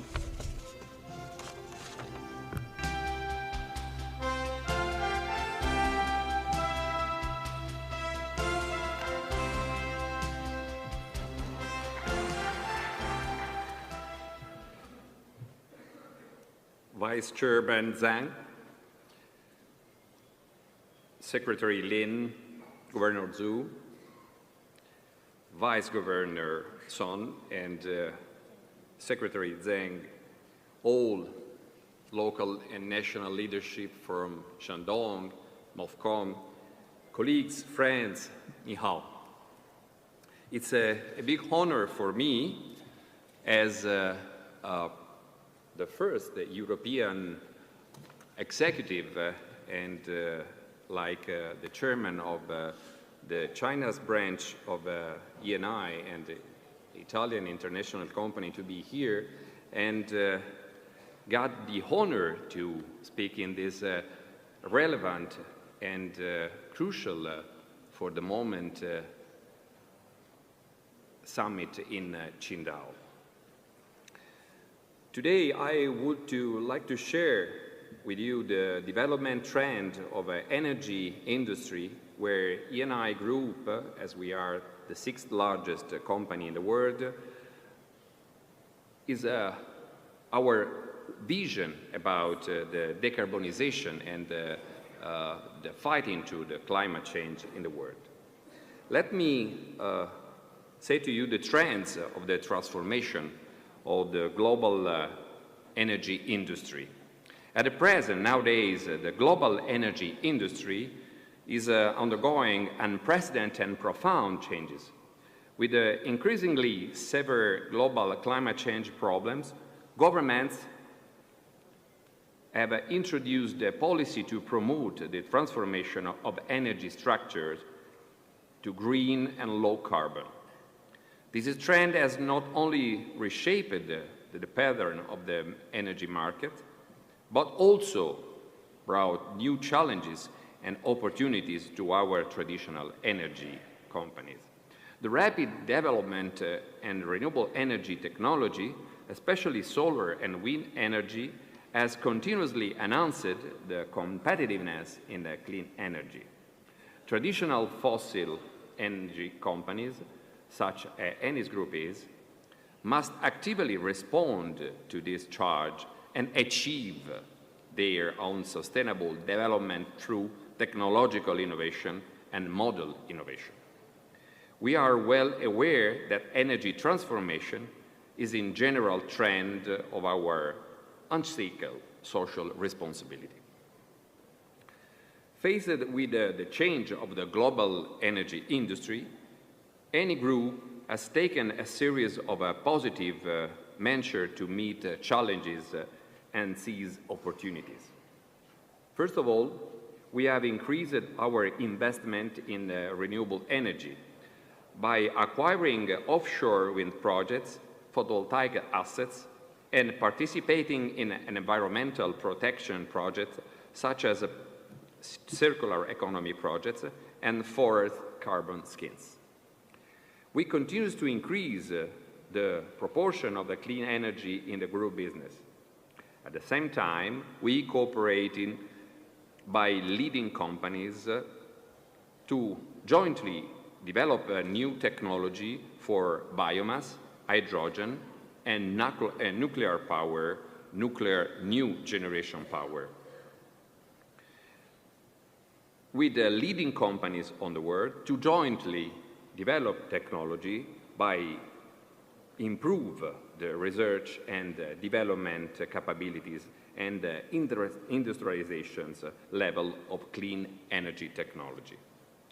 Secondly, we optimize the structure of a traditional energy business and improve the efficiency and the benefits of a traditional energy business by selling no-core asset, streamlining organization, and reducing redundant staff.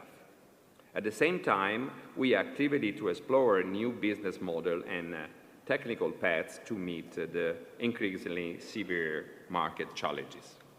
In addition, we also attach great importance a digital transformation with the goal of digitalization of all factors, all processes and businesses.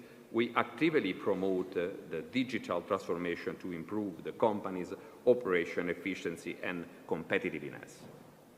Cooperation with companies such as Chinese partners improve our supercomputing capabilities and provide strong support to energy transformation.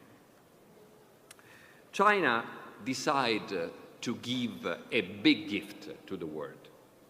Because with the 2060 dual carbon target strategy, the second economy of the world and one of the first country about population decide to improve the climate change fighting.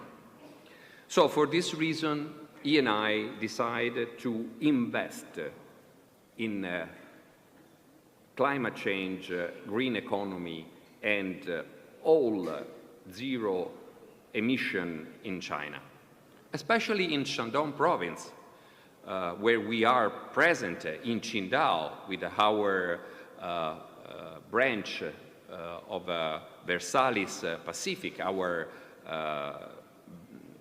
Asian branch of a chemical parent company, Versalis. From a long time, we are working with our Chinese counterpart, with the Chinese partners to improve our petrochemicals activity in Shandong province, to improve the quality of energy that Shandong province assure to its citizen, its business, and its companies.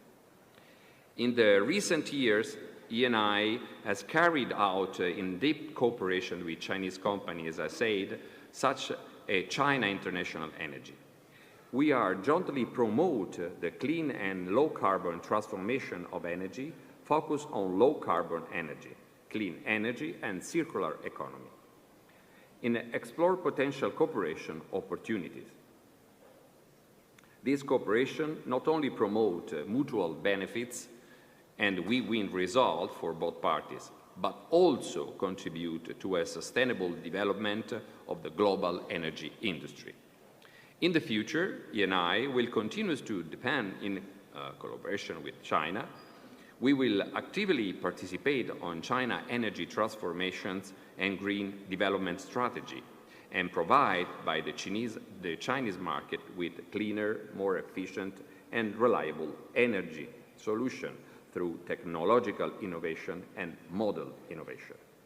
At the same time, we also look forward to working hand in hand with a Chinese company to jointly respond to the challenges of the opportunities and in the global energy industry and promote a sustainable development of the global energy industry in the world. Finally, I would like to thank the Chinese government, partners, and sector of society for their support and trust in our company, in E&I. We will live up to expectation and continue to uphold the concept of innovation, cooperation, and win-win, and contribute our strength promoting the sustainable development and the global energy industry.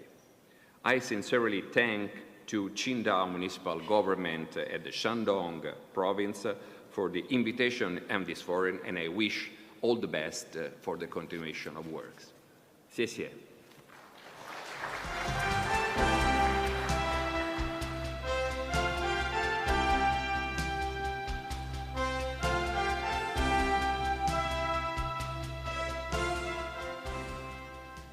感谢乔瓦利先生、副总裁先生分享了全。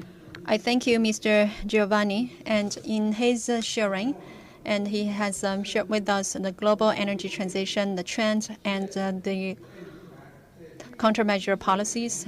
And we look forward that the NE group and Shandong will have a greater cooperation in this regard. Next, I give floor to the Global Senior Vice President and the President of Greater China and the Racket Bankister Group, Mr. Arjun Perkayasatha. Now you have the floor.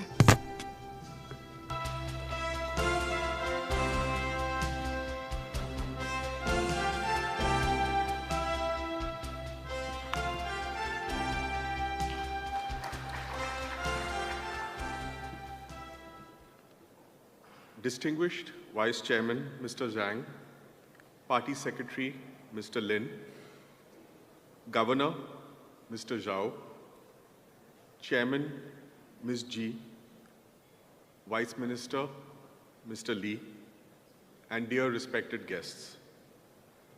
Good morning, Ni hao. I am Arjun Purkaistha, SVP and Managing Director of Greater China for Reckitt, and I am very honored to attend the Qingdao Multinationals Summit for the first time.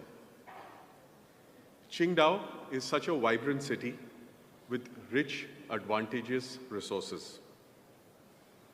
Our Durex manufacturing site in Qingdao achieved sustainable development thanks to the Shandong and Qingdao government, creating excellent business environment and providing long-term support to us.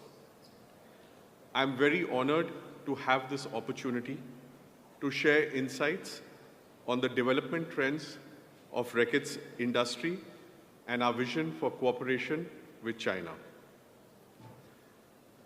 Reckitt is a global consumer health and hygiene company with a century-long connection to China. Since we first landed in China in 1916, we have been supporting Chinese people with cleaner, healthier, and more sustainable lifestyle by consistently delivering high-quality solutions through our brands. Some of these brands are Durex, Dettol or Delu, Move Free, Finish, and many others. Today, thanks to the development, China has become Reckitt's one of the largest markets and most important markets for us. We have seen long-term growth potential of China's mega-scale market and a great future to better serve Chinese consumers with our products. First and foremost, we have been a witness to China's accelerating opening up and optimizing the business environment. Secondly, our goals have always been in line with Healthy China 2030 initiative and the general direction of government policy. Nowadays, the Chinese consumers' focus is a lot on self-care and hygiene, and their expectations are always evolving with the constant pursuit of new innovations and solutions. All of these have given Reckitt and foreign consumer health companies great confidence in increasing our investment and expanding our presence in China. We are committed to the long-term development in and for China through our China for China approach, which is designing for China, working with all the key partners locally to understand the insights, ecosystems, and ever-evolving e-commerce landscape, and delivering innovations at the speed that China's consumers demand, which is much faster than anywhere else in the world. At present, I am proud to say that 95% of the products that we sell in China are designed for China, and 80% of these are also manufactured in China. We plan to continuously increase this. Our purpose is to enhance the life of 100 million Chinese households by delivering meaningful and transformative products. Design for China in China is at the core of our long-term strategy to serve the growing needs of Chinese consumers and to support their cleaner and healthier lifestyle. Earlier in June this year, we announced our latest investment of establishing a global R&D center of excellence in China, which is one of our only 9 centers of excellence globally. It will support the development of all our brands and categories in China and strengthen capabilities to drive competitive advantage, ownable differentiation, and better China-first innovations, which we can then deploy to the rest of the world from here. Creating a global R&D center of excellence in China also enhances external partnerships and talent infrastructure to strengthen our existing portfolio, develop new categories, and explore new opportunities locally to contribute to improve Chinese consumers' living standards and their economic welfare. Long-term cooperation and partnerships with key local partners are the cornerstone of Reckitt's development in China. With a common view of a shared growth and success in China, we have built lasting partnerships with dedicated local partners in the value chain. We treasure their strong market insights and execution capabilities to deliver value and growth for everyone. Also, together with the Chinese government, we have been providing healthcare and education all over China in the past decade, as well as supporting the 30-60 dual carbon goals. Today, at this special occasion, I would like to thank all the stakeholders for your consistent support to Reckitt and the industry. We appreciate China's further opening up and will continue to make positive contributions to support a cleaner, healthier, and more sustainable China. My sincere gratitude also goes out to the Ministry of Commerce and Qingdao government for organizing such a great platform of the Qingdao Multinationals Summit. I wish everyone great success for the summit this year. Thank you, Shishya.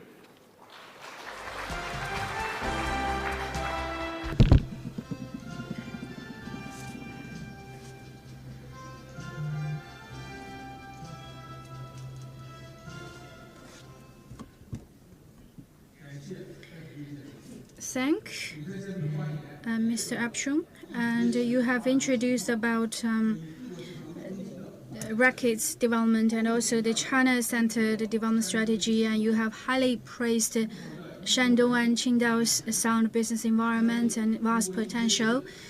We believe that with Reckitt's excellence R&D center in China, we will further strengthen the cooperation for high-level and high-quality win-win outcome. And now we would like to invite Mr. Mark Rodriguez, SVP of Garrett Motion.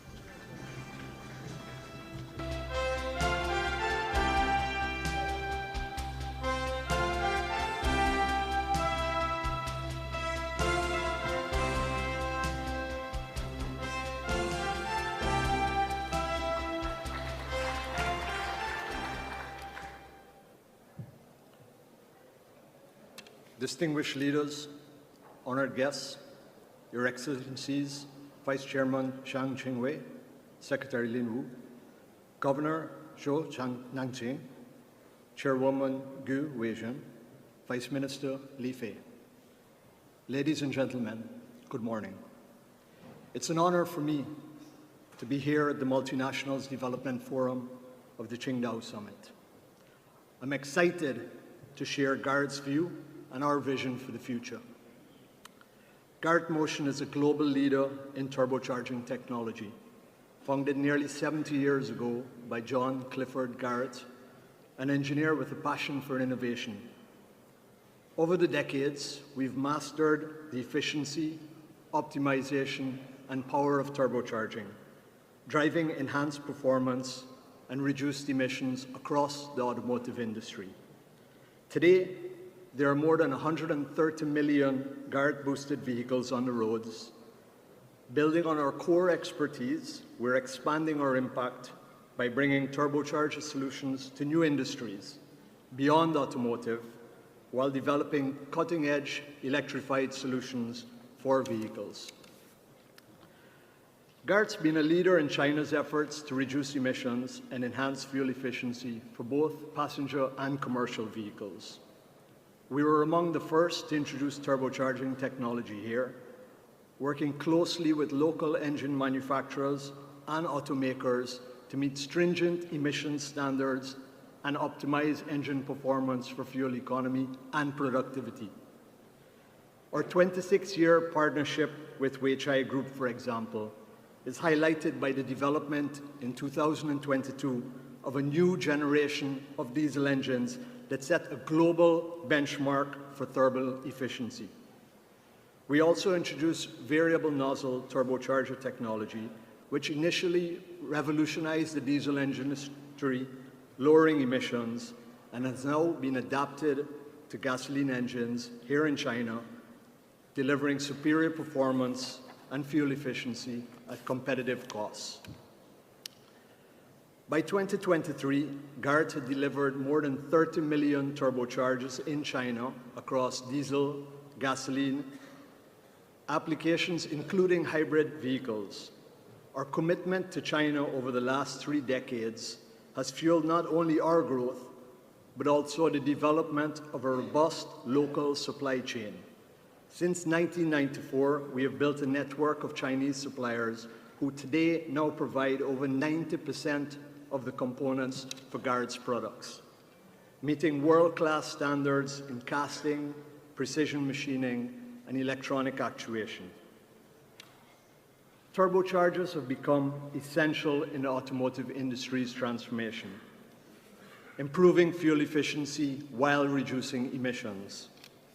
With global emissions regulations tightening and consumer demand for more fuel efficiency increasing, we see an increased adoption around the world. In China in particular, turbocharger is expected to exceed more than 65% penetration on light vehicle engines by 2027, driven by the rapid growth of plug-in hybrid vehicles. To meet this growing demand, we expanded our production last year. We're also developing new applications for turbochargers beyond the automotive sector, including for marine and off-highway vehicles, as well as providing turbocharger technology for power generation in data centers.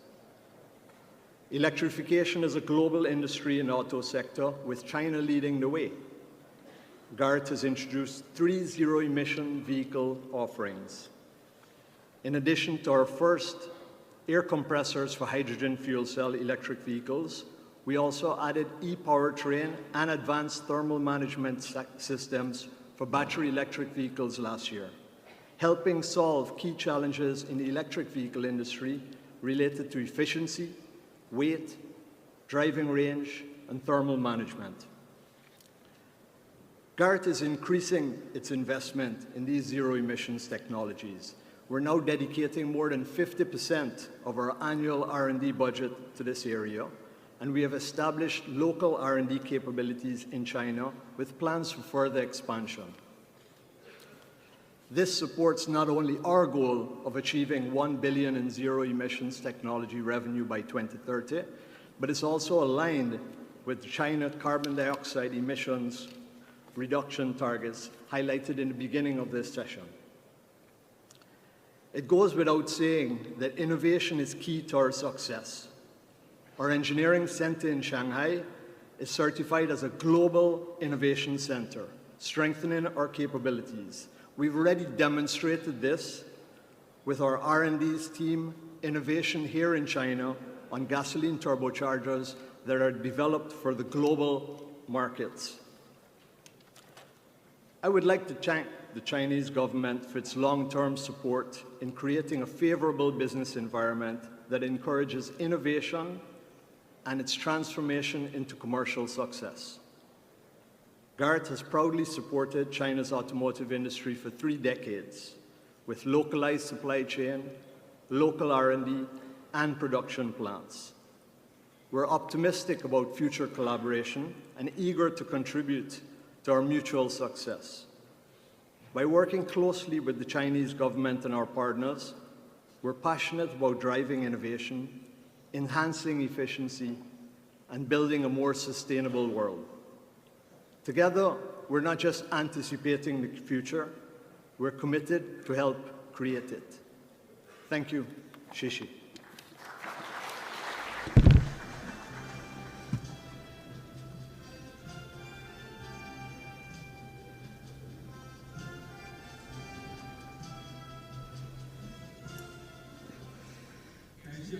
Thank Mr. Mark. Mr. Mark introduced about Garrett Motion's turbo technology and also the key areas for future collaboration. Shandong is a major player in automobile industry, so there's vast potential for future cooperation. We look forward to the closer and high-level cooperation with Mark. The last speaker of this morning is from China, Chairman of the Board and CEO of Haier Group, Mr. Zhou Yunjie, please.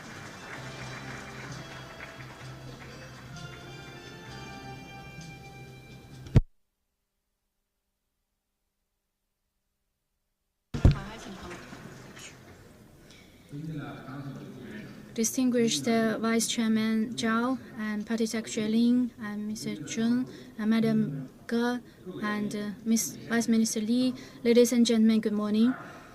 It's been a great honor to join you, and Haier is Qingdao's local enterprise and local MNC, so I feel quite honored to be here and to discuss with you MNC's practices and exploration from Chinese perspective.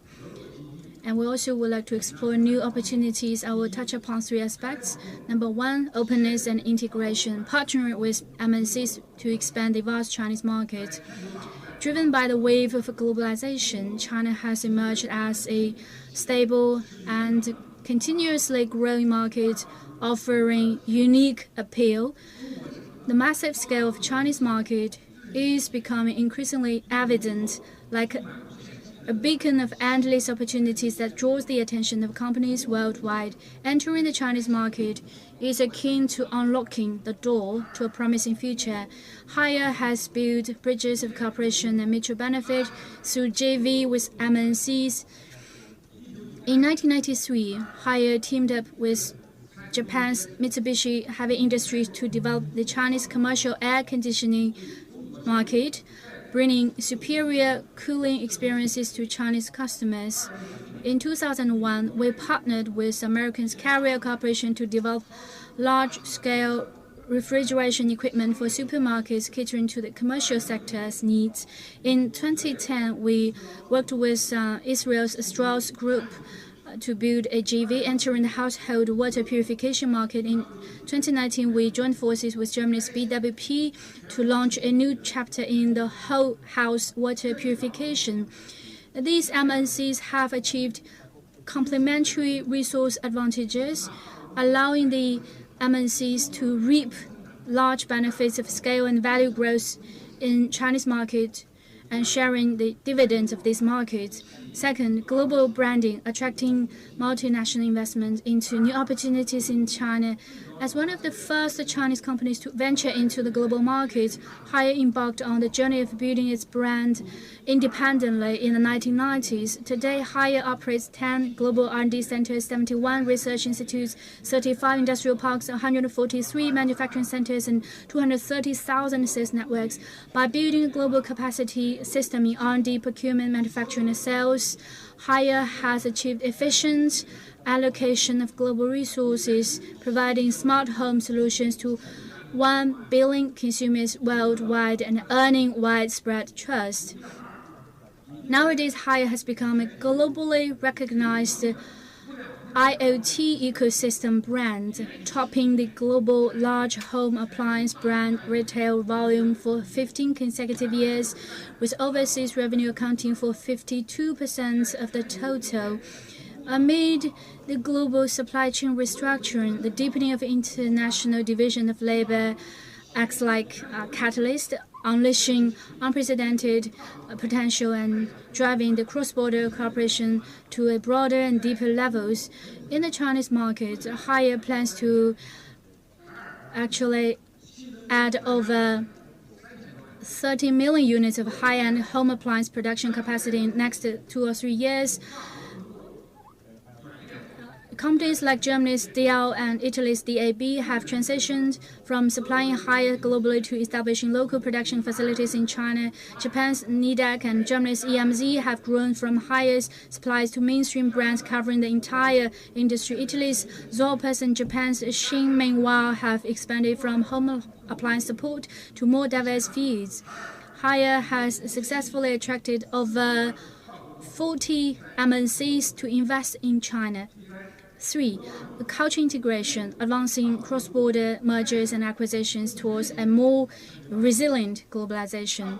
Cross-border MAs face the famous 70 70 rule, where 70% of the MA fail to achieve the expected business value, and among those, 70% fail due to post-merger culture integration.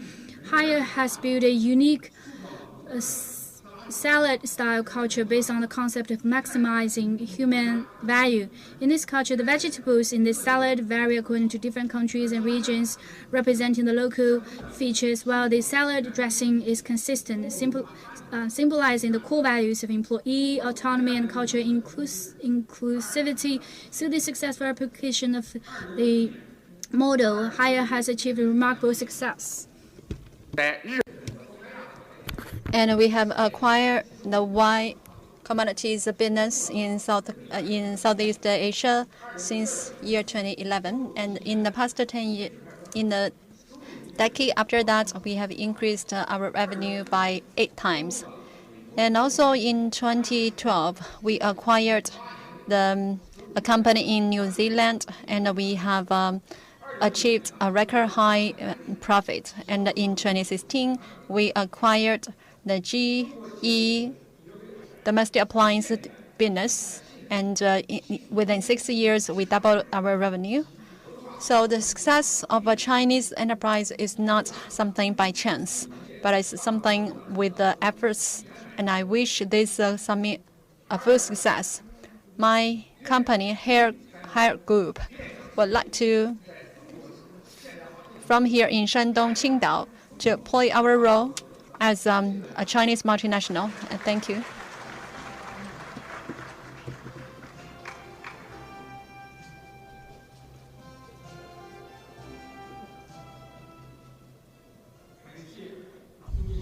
I thank you, Mr. Zhou Yunjie. In his remarks, Haier Group has grown into a renowned multinational based here in Shandong, and he has shared the valuable experience for a Chinese multinational to grow. Dear distinguished guests, leaders, the Ministry of Commerce, International Economic Cooperation, the Tree Institute has issued a report, and the 10 multinational cooperation business leaders have shared with their wisdom and thoughts, and they all have been sharing their optimism of the development and investment prospects in China. It's such an encouraging tone of sound from them, and I believe that with our joint efforts, we will definitely implement those consensus into cooperation contracts. And we hope to see more coming from the cooperation between the multinationals and China. I conclude this multinational development forum. I wish all you the very best. Thank you.